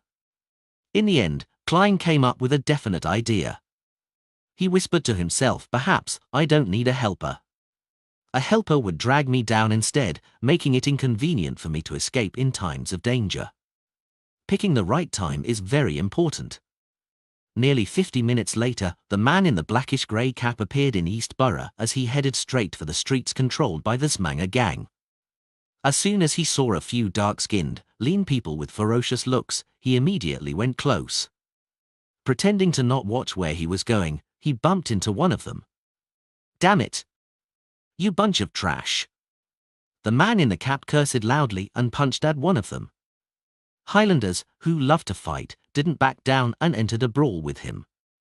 In the process, the man in the cap pulled out his dagger, and the other Highlanders also drew their weapons. Slash! During the battle, a dagger stabbed into the cap man's neck as he failed to dodge in time. It went right into his arteries. The man in the cap fell as red blood pooled around his head. He quickly lost his life, and the illusory, transparent figure within his body immediately vanished. Klein returned above the grey fog, and using it as a springboard, he re-entered his body. He then opened his eyes in the cheap hotel in Sherwood Borough. He cleaned up the rest of the evidence and went to the front desk to check out of the room. On his way back to Minsk Street, Klein once again went above the grey fog. He wanted to divine a simple but crucial piece of information. He picked up a fountain pen and wrote down a line of text: Capim's dinner time today.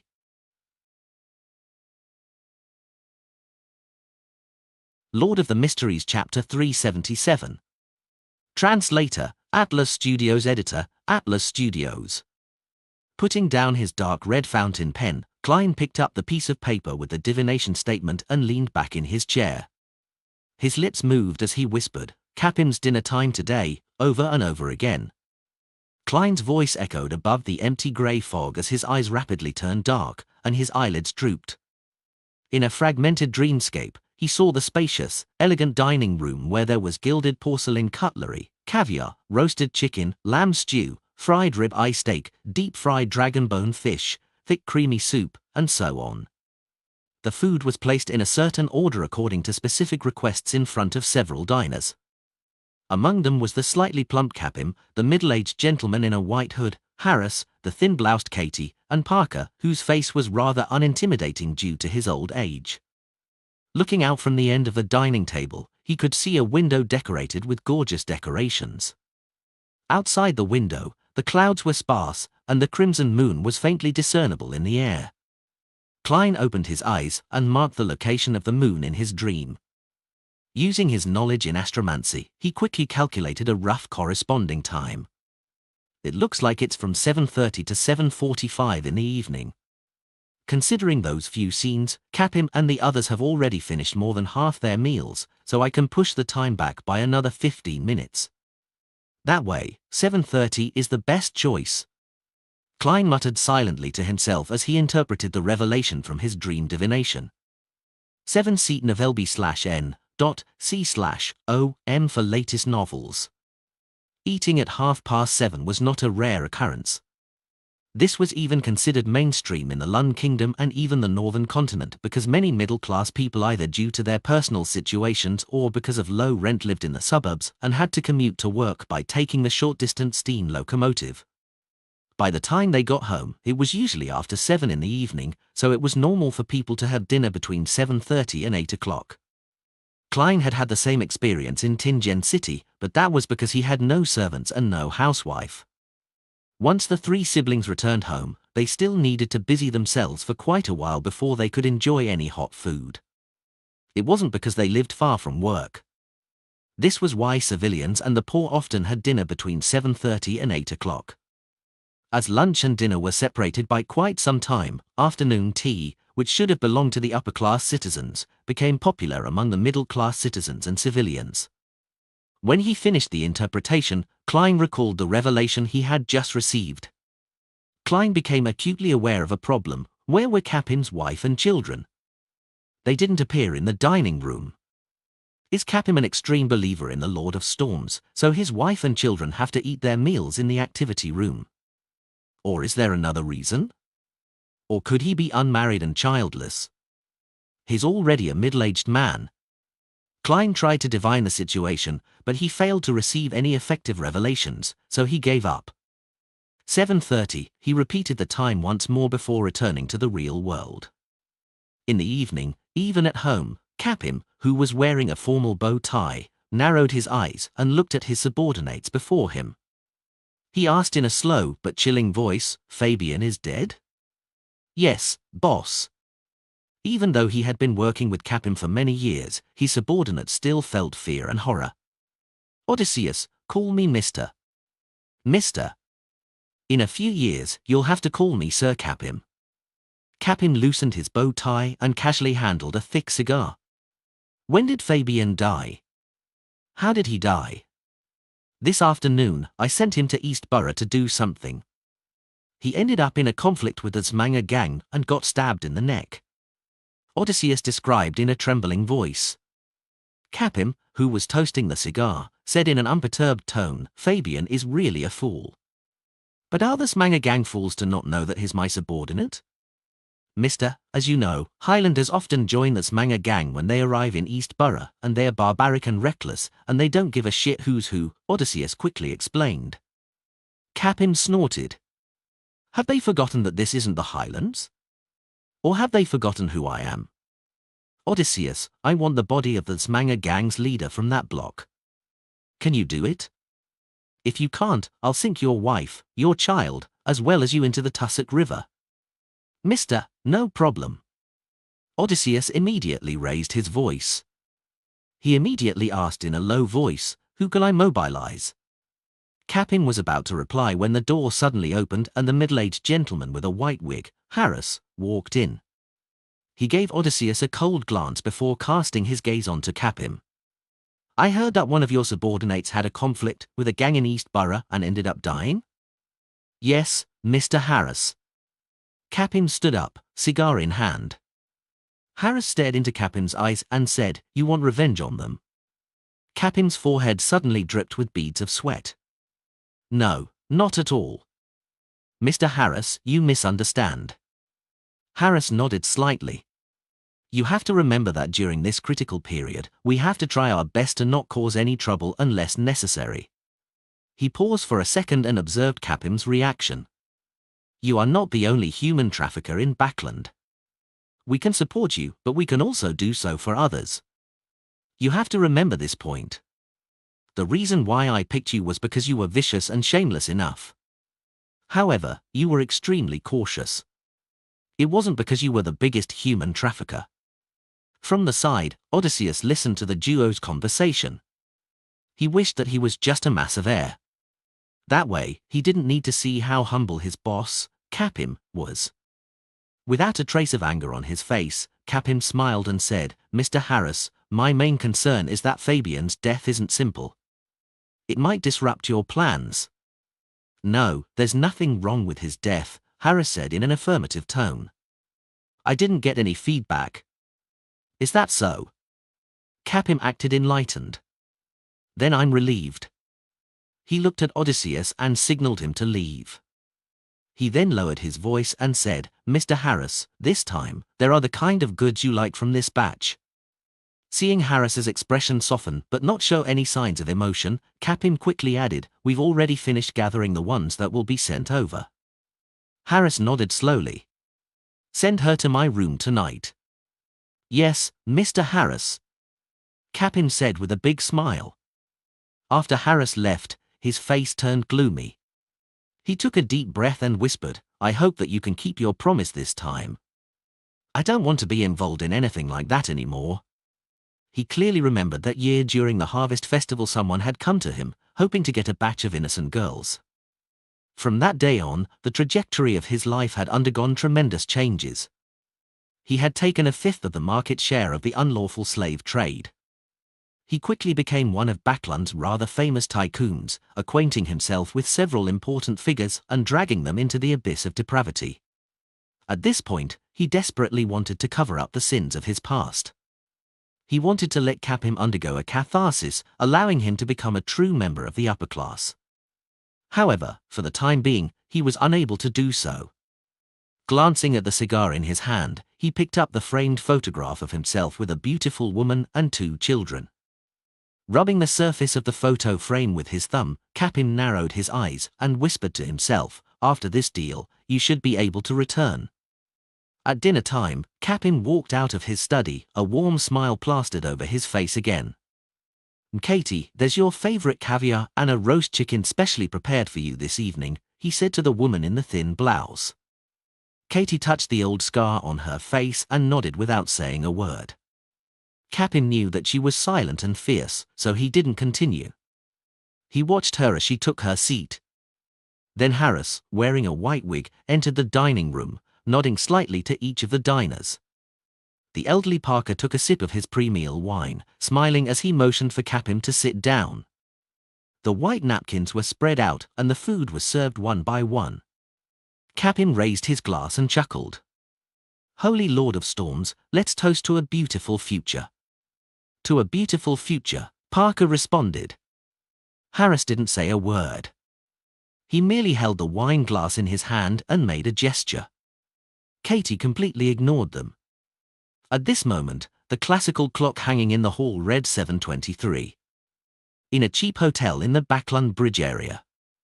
The disguised Klein took out his golden pocket watch, looked at the exact time, then he took out holy night powder, and he sealed the room with a wall of spirituality. After doing that, he quickly set up an altar and conducted a ritual. I summon in my name. The fool that doesn't belong to this era, the mysterious ruler above the grey fog, the king of yellow and black who wields good luck. When the ritual was over, Klein immediately took 4 steps counterclockwise and went above the grey fog, ready to respond to himself. Inside the towering and solemn palace, he saw the door of summoning condensed by rippling light. It was a pair of illusory doors that opened outwards, covered with mysterious symbols. Klein was in no hurry to be summoned. Instead, he took out the sun brooch and other mystical items, and he absorbed them into his spirit body according to his plan. Finally, he picked up the Dark Emperor card and let his spirit body envelop it. All of a sudden, Klein felt as if his spirit body had turned corporeal with flesh and blood. It was as if he could lift a gun and move a table and chair. A dark and ethereal mist rose up around him, and as the mist clung onto the surface of his body, it formed an imposing set of armor. He had a black crown on his head and a long cape of the same color on his back. At that moment, Klein was like an emperor about to embark on a journey. Dark Emperor. He examined the purifying bullets and revolver that he didn't bring with him before taking a step forward and entering the crack on the illusory door. Leaping out of the candlelight, he immediately flew under the cover of the night towards Capim's villa on Iris Street in Sherwood Borough. Not long after, he floated in front of the artificial fountain and approached the villa's entrance at a relaxed pace. The patrolling guards passed by him, but they didn't have any reaction. Since it wasn't really late into the night yet, there were no Beyonders on guard outside. In addition, Klein wasn't afraid that the powerful Beyonders inside would notice and have a premonition. It was because the Dark Emperor card possessed anti-divination and anti-prophecy characteristics.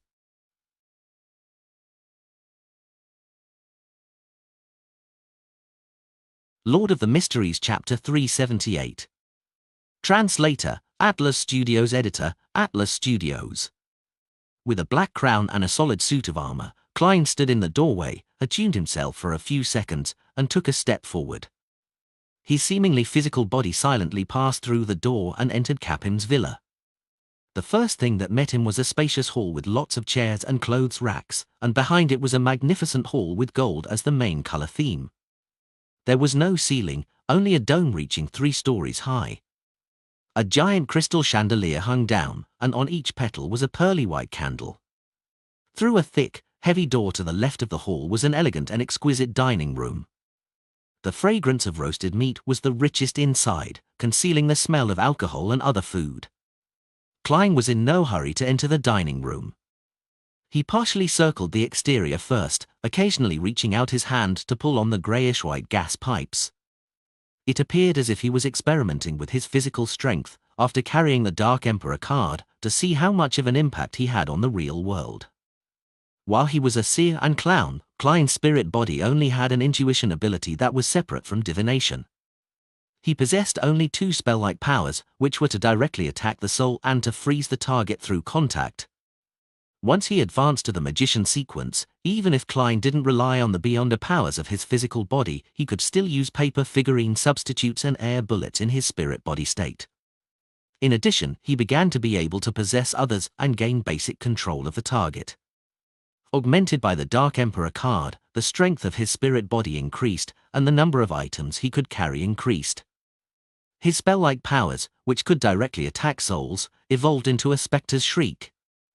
It produced sound waves that were inaudible to humans but capable of damaging the souls of all living beings in the area.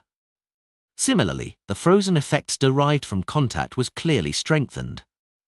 After confirming everything, he found the corner of a wall and penetrated it to enter the dining hall. Then, suppressing all his emotions, he swept his eyes across the long table. The scene of Harris in his white wig, Katie in her thin blouse, Parker with his aged face drinking red wine, and the slightly plump Capim slicing his rib-eye steak caught his eye. Klein retracted his gaze quickly, not daring to look too much, lest the few beyond us would discover him via their spiritual perception. With the help of the spiritual glows from the male and female servants standing around him, that ith color of their auras, he carefully circled around the dining room and figured out the exact layout. For example, the size of the dining room was equivalent to the total area of his living room, dining room, and activity room. Another example was that there was a fireplace that burned with charcoal. It warmed the entire room via a pipe. There were 16 elegant gas lamps, and their lighting mixed together, making the room appear like it was daytime. Across from the fireplace was a wall which had hanging picture frames. There were sketches and oil paintings, all works of famous artists. That bearded Belize isn't here. He should be changing shifts at the basement. For a beyonder to be willing to do such menial work, Capim is definitely not involved in a simple matter of human trafficking. Klein thought for a few seconds, then he leaned against an oil painting of the sunset. He reached his hand into his body and unscrewed a translucent brown bottle's cap. It was the biological poison bottle. The reason why he paid so much attention to the time and chose to arrive at dinner time was because, at this very moment, the main figures were gathered here in the most orderly manner. It was the most advantageous for him to use the biological poison bottle. And with the tightly shut doors and windows during early winter, it allowed the effects of biological poison bottle to be more effective and have faster effects. In addition, Klein didn't soak the biological poison bottle to concoct the prophylactic drug before he came. He was currently in his spirit body state, so he wasn't afraid of biological poisons. With his spirit body's concealment and containment, he stood there silently and patiently admiring each and every one of the elegant wall lamps, which were connected to the greyish-white gas pipes. Quickly, the odorless poison swiftly emanated outwards. Harris, with his white wig, sliced up a deep-fried dragonbone fish, dipped it in black pepper sauce, and stuffed it into his mouth. Chewing and swallowing, he picked up the faintly golden champagne that was bubbling like a string of beads and took a sip in a good mood. He couldn't help but think of the entertainment that he would be experiencing that evening, the joy of a stubborn girl being conquered by him. This affected his appetite and made him unable to concentrate. Katie didn't get the servant to help her slice the roasted chicken. She was burying her head, holding a knife and fork, and like doing a precise dissection, she quickly divided the chicken into several pieces. They were all almost the same size. As Parker sampled the red wine and ate the stewed lamb, he would occasionally chat with Capim, who was sitting at the head of the table, and was considered as a guest that didn't sully the title. The dinner proceeded in an orderly manner, and finally, Capim put the last piece of beef into his mouth. He smiled at the three beyonders and said, "Mr. Harris, Katie, and Mr. Parker, tonight's desserts are from La Borega's head chef. There are 3 kinds: fruit caramel pudding, cream shortcake, and the carrot cake." Harris, who had always been cold, nodded slightly. "We love dessert so much in this country." As soon as he finished his reflection, he saw Capim raise his hand and scratch his cheek before scratching again. "It's a little itchy." Capim smiled apologetically. Before he could finish his sentence, he couldn't help but scratch one more time, leaving a clear bloody mark on his face. The bloody mark quickly swelled up and his skin turned translucent. One could even see yellowish pus inside. "It's really a bit itchy." Capim smiled again. He scratched the original spot again, but due to using excessive force, the swelling caused the translucent skin to split open, and pus with a nauseating smell sprayed out. Harris narrowed his eyes and shot to his feet, looking around warily. "Ha ha wah! Ha wah! Ha ha wah!" At that moment, he heard exaggerated laughter, and his body suddenly tensed up. He saw a male and female servant holding onto their bellies, laughing out loud. They laughed so much that they couldn't even straighten their backs. Tears flowed out from their laughter caused the room to turn completely silent. Like a chain reaction, the rest of the servants fainted or vomited yellow-green liquid continuously without end. None of them were spared. Bam! Katie flipped the dining table, letting the gold-plated cutlery and leftover food and wine to spill onto the floor. She had a revolver and a soft black whip in her hands. Parker stood up as well, but his mind appeared adrift. He looked at Capim crying miserably for help as he kept scratching and forcefully tore off a few pieces of flesh. For some baffling reason, he felt that the other party's ugly and disgusting appearance was quite the fine sight. At that moment, Harris realized that he was a little out of breath and realized that the room was probably filled with poison. He growled, "Hold your breath. Parker, open the door. Katie, follow me to find the intruder." At this moment, Harris was grateful that the dinner had been enjoyed with Capim and there were quite a few attendants around. These ordinary people's ability to resist poison was far inferior to Beyonders. The fact that they showed signs ahead of time had allowed them to detect that something was amiss even before the poison had reached the deepest part of their bodies. Parker, who has the lowest sequence, should be the one with the most severe symptoms among us. Harris suddenly had this thought. Creak! As Parker opened the door to ensure that the dining room was no longer sealed, Harris, relying on his spirit vision, discovered an illusory figure quietly fleeting around. The figure wore a thick and imposing black armor and a pitch-black crown on his head. A mask of the same color covered his face, making him look like a king from the spirit world. It was none other than Klein. Harris raised his right hand and pointed at the black figure that couldn't be seen by ordinary people. He chanted in ancient Hermes, "Imprison." All of a sudden, the black figure's surroundings turned viscous, as though it had transformed into a giant amber or produced a sealed, transparent wall. The figure was rooted to the spot, hardly able to move. Katie had taken aim long ago, and she pulled the trigger. They worked well together. With two bangs, the light golden bullet, filled with strange patterns, penetrated the viscous air and hit the black figure. The bullet pierced through and struck the wall opposite. The black shadow self-ignited, reduced to a roughly cut paper figurine. Within the pale golden flames, the paper figurine was quickly reduced to ashes. Pa! With a strange, crisp snap, the light from the 16 elegant gas lamps and the fire burning quietly in the fireplace suddenly lit up, leaving Harris, Katie, and Parker with only a brief flash of red before their eyes. Soon after, all the flames were extinguished, leaving the dining room illuminated via the human height street lamps outside the window and the crimson moonlight shining through the layers of clouds. It made the place abnormally dark and silent. Harris and the others once again relied on their spirit vision and spiritual perception to search for the ghostly intruder. At the same time, he realized that the poison wasn't showing its effects fast enough. It wouldn't really flare up until he finished the enemy. Explore new novels on novelbin.com. Therefore, he paid attention to the movement at the entrance of the basement. He pointed at the door again and said in ancient Hermes, "Confinement." The entire dining room suddenly froze, as if there was an additional layer of an invisible wall that even spirit bodies couldn't penetrate. Harris wanted to make it impossible for the intruder to escape. "I found you." Wielding the revolver in one hand and the whip in the other, Katie noticed a black figure floating in the air. A strange light flashed in her eyes, and before she could attack, her mind buzzed as if someone had struck her head with a wooden stick. She felt as if she had encountered an indescribable shriek. A few drops of sticky blood slowly dripped from the tip of her nose. Harris only felt slight dizziness while the symptoms of shortness of breath seemed to worsen. Parker, the weakest of them, was seeing stars, and his steps became unstable. Suddenly, someone patted Parker's shoulder. A cold and gloomy feeling gushed over, causing him to freeze on the spot. It was as if he was completely covered in ice, and the cold moisture seeped into his bones. A familiar, deep voice sounded in his ears. "In prison." Parker was instantly trapped by the transparent wall that imprisoned the door. However, Klein didn't possess him and went straight through instead, avoiding the effects of Harris's spell in a timely manner. Harris narrowed his eyes and waved his right hand. "Release."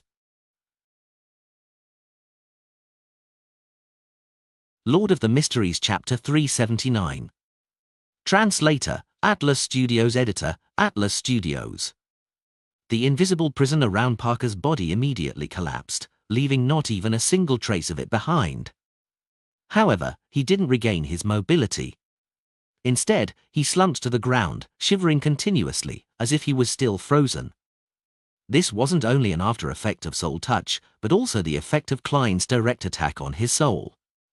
Parker, who was only a sequence 8, was unable to recover in a short period of time. He couldn't even control his breathing and, as a result, inhaled large quantities of the biological poison, which was identical to the one in his body, once again. His weakened state caused the poison in his body to act faster. His eyes stared blankly as he instinctively changed direction. Updated chapters on novelbin.com. He saw Capim rolling on the ground and scratching his face and body constantly. He saw the thin strips of flesh hanging by the side of the wounds and the ghostly white color of his bones. Parker gasped and struggled to climb over. Capim, whose itch made him rip off the outer layer of his skin, suddenly discovered that Parker was crawling toward him with bloodshot eyes. He had a bad premonition, but he had no strength to dodge as he couldn't stop scratching. He didn't even have the ability to shout no, except for using a blood-curdling cry as a substitute. At this moment, Klein, who had dodged the imprisoned spell, shouted holy in ancient Hermes. Then, he rubbed his fingers together and shot an air bullet through the dark golden sunbird brooch's coruscating glow. As soon as the air bullet was formed, it took on a holy luster and shot straight towards Harris's face. This was the holy oath provided by the sun brooch, and Klein had augmented the air bullet with holy damage. Harris had long since changed his position. He was abnormally agile, and unlike a mage, he was more like a pugilist expert. As he avoided Klein's air bullet, he motioned for Katie to lash her whip to hold Klein back. When Klein's attack was interrupted, Harris took an iron black metal glove from a hidden pocket of his and tried to put it on his left hand. In his spirit body state, Klein didn't need to look out from the corner of his eye to see what had just happened despite not facing Harris. He immediately flew up, avoiding Katie's lash. He flew over the chandelier and pounced towards Harris. When Harris saw this scene, he held the black metal glove and pointed diagonally upwards. Exile. Klein was suddenly hit by an overwhelming and invisible force. His entire spirit body was blown away by the wind and hit the wall conjured by confinement, but didn't penetrate through it and escape. Seizing this opportunity, Harris put on the iron black metal glove. In the blink of an eye, he seemed to grow a bit taller. His authority was uplifted like he was a figure that could determine the life and death of others. The moment Klein was released from the exile state, he felt an inexplicable sense of horror. He couldn't help but want to lower his head, to prostrate, to listen to Harris's every word and obey every order given by him. His movements had become sluggish, and his pupils reflected a rapidly approaching Katie. Pa! Katie lashed out with her long black whip and hit Klein accurately.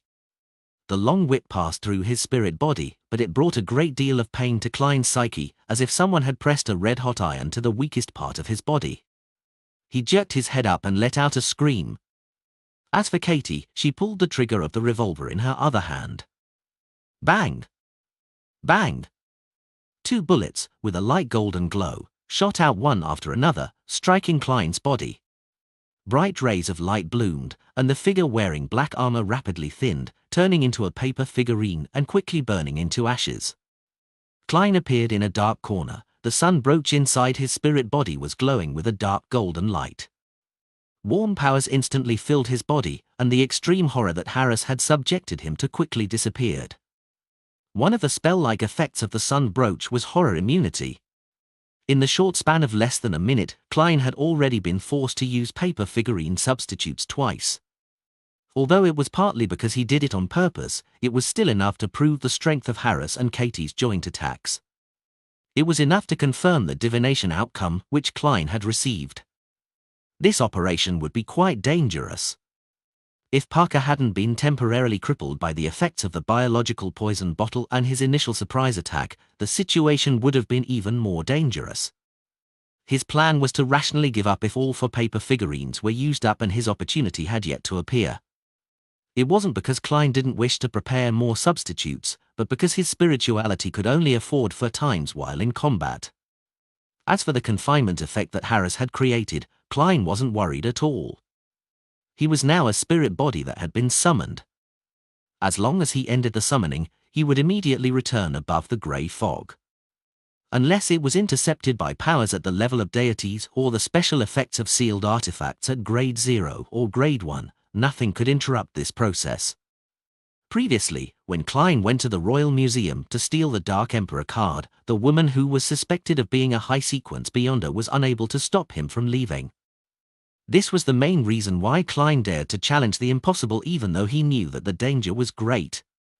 Seeing that the enemy was no longer horrified, Harris put on his black metal gloves and signaled Katie to hold Klein back. He then pointed forward and solemnly said, "Spectres and wraiths are prohibited here." Klein's body that was covered in black armor immediately trembled as he was strongly repelled by a powerful, invisible force. However, the level of the Dark Emperor card was extremely high, causing the level of the spirit body to be relatively high as well. This kind of influence that was directly aimed at a particular existence was quickly suppressed. Harris narrowed his eyes, feeling that the intruding spectre was very strange. He saw that Klein easily escaped Katie's intervention via flight, so he pushed his palm forward again and announced in ancient Hermes, "Flying and floating are prohibited here." All of a sudden, Klein felt his body become heavy, and he plummeted from midair to the ground. Katie quickly rushed over, and with a flick of her wrist, she lashed out with the whip that directed torture on the mind and soul. She still had many Beyonder bullets on her, but there were fewer than 3 that were targeted for spectres and wraiths. Therefore, she temporarily gave up on using the revolver and only relied on her auxiliary weapon. Klein rolled on the ground, skillfully dodging Katie's whip. He heard the crack of the whip as it hit the ground. Katie was about to sweep the whip when she felt an itch at her throat. She coughed twice and missed the opportunity to continue her relentless attack. This was a sign of the poison acting up. Harris took a deep breath, held his breath once more. He folded his wrist, pointed to himself, and said, "Disciplinary target, wraiths and spectres." The surface of his body immediately emitted a light as bright as the morning sun. Even his fist began to shine with lustrous brilliances. Bam! The marble under Harris's feet cracked soundlessly, and his tall, thin body pounced swiftly and fiercely, allowing him to immediately close in on Klein. At this moment, he looked even more like a knight than Katie. Bam! He threw a punch forward, and the air seemed to explode. However, Klein had pulled back ahead of time, dodging the punch with the wind. POW! Katie helped from the side and lashed out with her whip in the direction in which her enemy was dodging. This forced Klein to have no choice but to roll again and again. He took on a fighting stance while keeping an eye out for Harris's spell-like imprison. As lashing sounds echoed, Harris kept attacking while Katie aided him from the side. In less than 2 minutes, Klein was forced into an unavoidable situation. Even rolling was of no use. Pa! Katie's black whip lashed out at Klein's face, and he was only able to take 1 step sideways before being hit in the arm. That piercing pain attacked his psyche once again, causing him to freeze on the spot. Even his spirit body became somewhat thinner. Seizing this opportunity, Harris clenched his left fist and solemnly declared, "Death." His body then merged with some sort of strange force, creating an obvious afterimage as he slammed into Klein. Swing! The figure covered in black armor instantly broke into pieces, turning into pieces of paper that fluttered in the air like a butterfly. Klein had expended his 3rd paper figurine. Harris's gaze swept across the room and quickly locked onto the enemy that had appeared in the corner. He sneered and said, "Let me see how many substitutes you have left." In the process of searching for the enemy, he discovered that Parker was squirming on top of Capim. The scene was bloody and disgusting. It was a repulsive sight, both terrible and horrifying. However, Harris didn't have the luxury of time to save his subordinate. He was well aware that the effects of the poison would only worsen over time, so he had to get rid of the enemy as quickly as possible, so he couldn't be distracted. If he didn't, he would have to leave the dining hall first to recover from the poison, thus allowing the enemy to escape without getting any useful information. He signaled Katie to go forward again so as to hold back Klein, who couldn't fly or float. He took a breath and tried to catch a breather. There's a strange smell in the air. This is probably a result of the increasing toxicity of the poison. This thought flashed through Harris's mind, but he didn't think too much about it. he raised his left hand and solemnly declared, "The illegal intrusion of another's house is a crime." An illegal intrusion. While repeating the statement for a second time, Harris found it hard to breathe again. For a moment, he was unable to catch his breath, so he could only stop midway. He took another deep breath, adjusted himself, and spoke again. "The illegal intrusion of another's house is a crime." He repeated it 3 times, and Klein, who was still unable to extricate himself from Katie's entanglement, felt a baffling chill. Cough. Cough. Cough. Katie showed coughing symptoms again, and the flailing of her whip became sluggish. Klein took the opportunity to stop the embroilment with her, but he didn't attack her.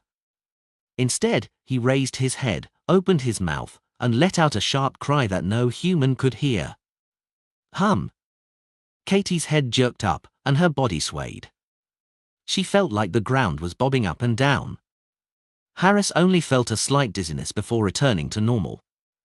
He looked at Klein coldly and said in a majestic voice, "The guilty should be restricted." Klein, who was lunging at him, found to his surprise that his feet had seemed to be immobilized by invisible shackles. It made his movement suddenly turn rigid. Katie, who had recovered a little, swung open the revolver's cylinder and quickly removed the spent and unused rounds. Then, she took out a quick reloading device and stuffed 6 rounds of ammunition, including her remaining purifying bullets, into the cylinder. Harris clenched his left fist and prepared for an attack. He wanted to chain his attack with Katie's shooting in a bid to completely finish the enemy or to expend his substitutes. At this moment, the black-armored Klein smiled. It was because the opportunity he had been waiting for had come. He knew that it would take time for the biological poison bottle to show any significant effects. And once beyond the sense that something was wrong, they would act accordingly, either to find the hidden enemy or to escape the toxic environment. It would be difficult to seriously damage them or even finish them. Therefore, he had 2 other reasons for using the biological poison bottle. The first reason was to weaken the enemy. The second reason was to mask some smells so that Harris and the others would attribute all the abnormal smells they detected to the poison in the air. It made them focus all their attention on this aspect. This was the most important segment of a magic show and also the key to success or failure. That abnormal smell was the smell of gas. The reason why Klein let the gas lamp and the fire in the fireplace suddenly brighten and extinguish wasn't solely to affect Harris and company's vision. It was mainly to attract their attention so that he could destroy a few hidden gas pipes. In the beginning, he had intentionally put himself in danger in order to trick Katie into firing a bullet meant for wraiths and specters so that she would no longer blindly fire at him and not trigger a corresponding explosion. He kept entangling himself with her and hadn't made any other attempt solely because he was waiting for the air to be filled with gas. Therefore, he kept holding back from using flaming jump or flame controlling. As for Harris's actions of using confinement on the room, he had expected it, but he didn't expect it to be this successful. Therefore, before he entered the dining room, he had kindly inspected the doors and windows to see if they were airtight. He had destroyed the hidden gas pipes in the hall, causing the area both inside and outside to become a huge bomb. Even without confinement, it would ultimately not affect anything. As a spectre, Klein was undoubtedly unafraid of explosions. Lower-level ghosts might be annihilated by fire, but specters would at most suffer some damage. This was why Klein had to buy extra purifying bullets and the sun brooch despite the fact that he had flame controlling. When he saw that Katie had raised her revolver and was about to shoot, and that Harris was about to pronounce death on him, Klein smiled and snapped his fingers. Harris suddenly felt a dangerous foreboding. However, at this moment, he saw that a flame had already lit up in the fireplace to his side, instantly igniting the surrounding air. Boom! With a loud boom, Harris's vision was instantly filled with an inferno that filled the room. It was as if he was watching a grand display of fireworks. Lord of the Mysteries Chapter 380. Translator, Atlas Studios. Editor, Atlas Studios. Capin lay flat on the ground, itching and aching, wishing he could tear himself apart on the spot to rid himself of this hellish pain. Then, he saw a scarlet wave of fire that spread over in a flash, and he heard a deafening explosion. He imagined that this last moment would seem infinitely long and that it would allow him to recall all of the beautiful scenes when his wife and children were still by his side. He thought that he would feel relieved because he would no longer have to endure this inhuman torture, but at that moment, extreme fear and an intense desire to live surged from the bottom of his heart.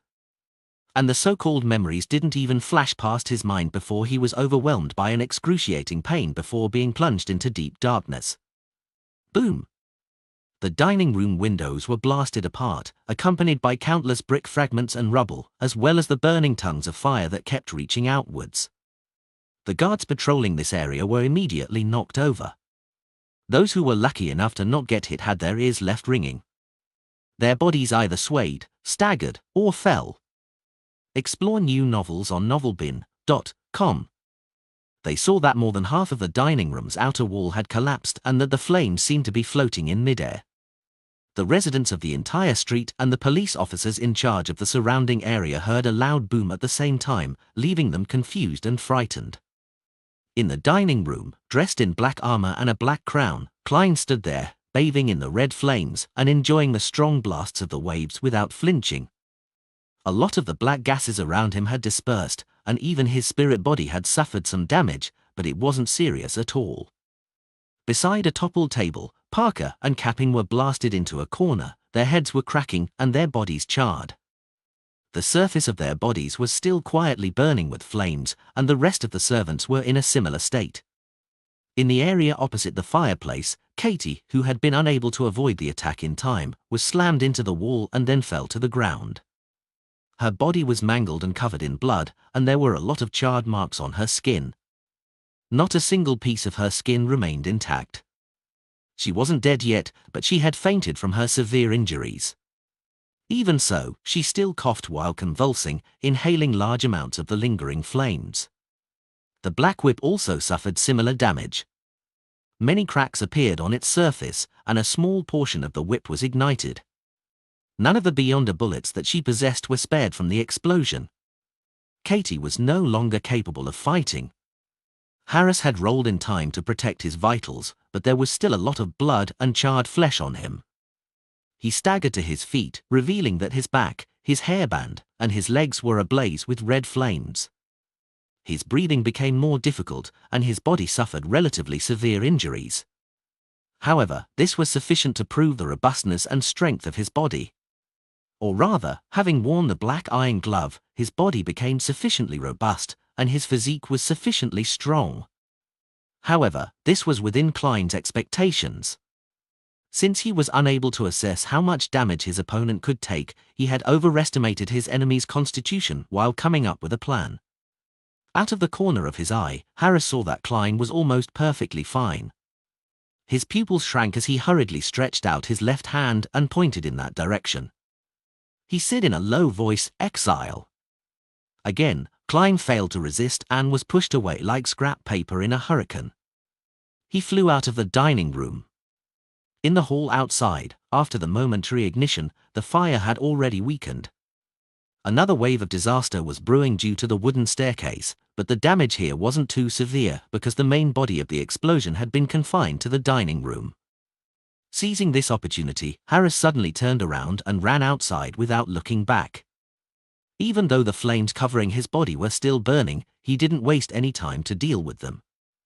He knew that he was in a terrible condition and on the brink of losing control. Furthermore, the effects of the poison would soon reach its peak. Compounded by these two factors, he didn't think that he had any chance of defeating the intruder. It would be the same even if he had the help of the Sequence 7, Belize, at the entrance to the basement.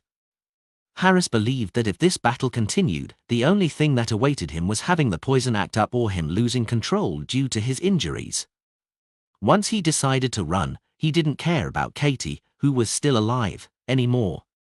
When Klein, who had just stabilized his body under exile, saw this scene, he immediately raised his head, opened his mouth, and let out a shriek that no human could hear.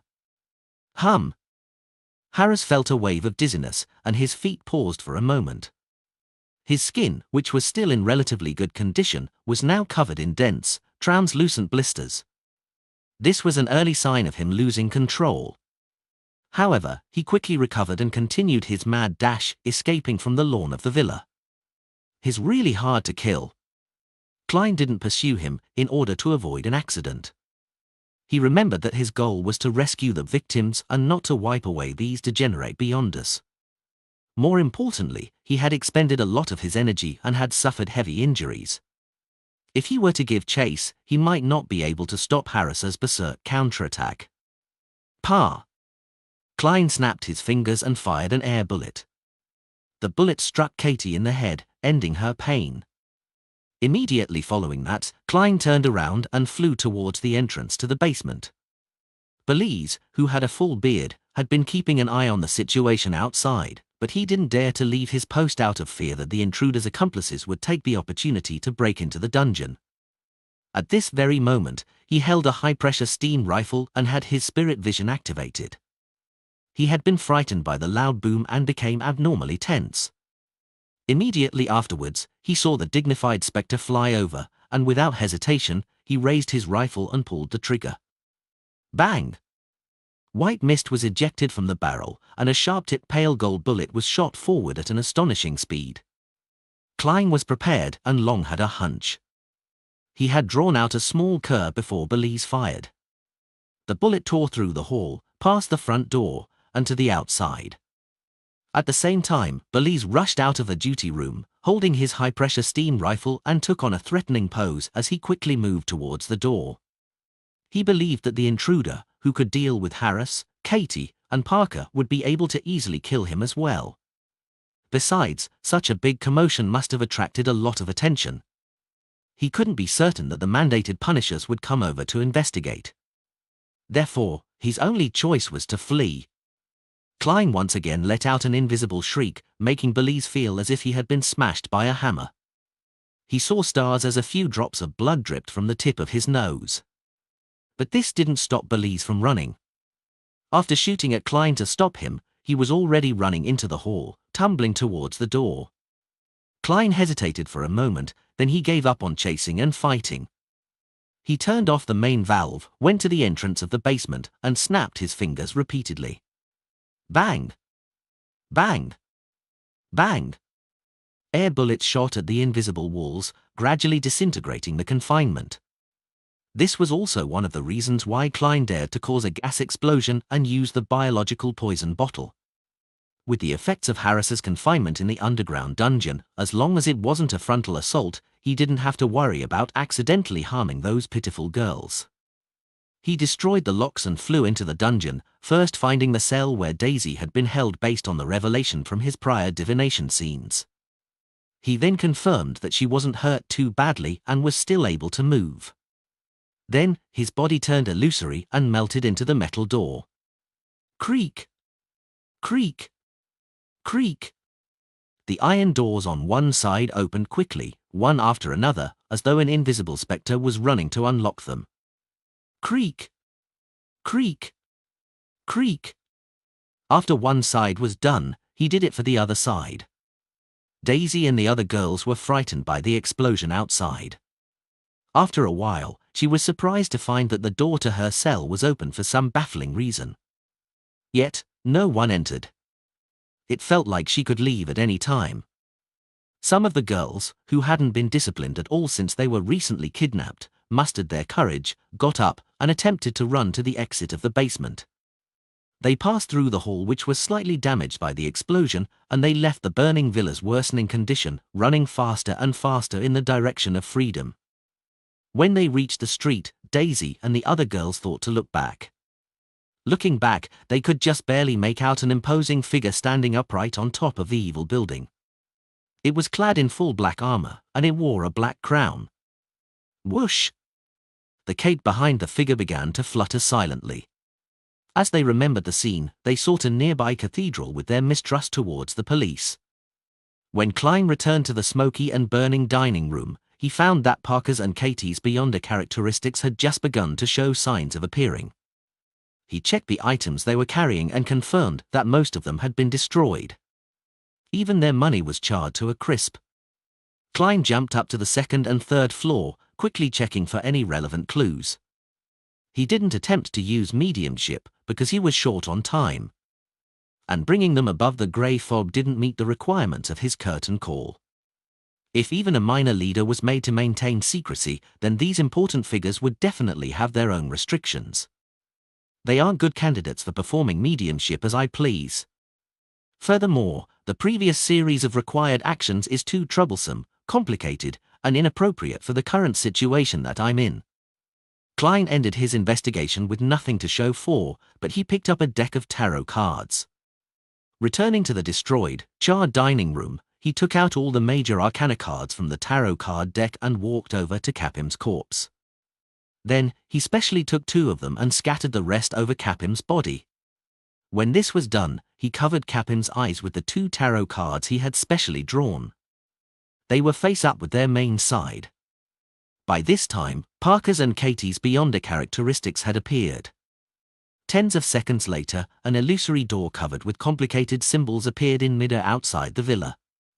The door opened without a sound, and from it, a handsome man in a crisp suit walked out. He looked to be in his 40s, mature and elegant. He had a pair of golden eyes, and with just one sweep of his face, he locked onto the dining room in the midst of the fire. At this moment, a strong gust of wind blew past, and a figure flew over at high speeds. It was an old man wearing a soft hat. His silver eyes had an abnormal seriousness to them. He was wearing a black robe with the symbol of the Lord of Storms embroidered on it. It was none other than the Cardinal of the Church of the Lord of Storms, the Archbishop of Backland, Spellsinger of God, Ace Snake. "Why are you here?" Ace asked in a deep voice. Any Beyond-related matters in Sherwood Borough came under the jurisdiction of the Holy Wind Cathedral, so he was entitled to ask.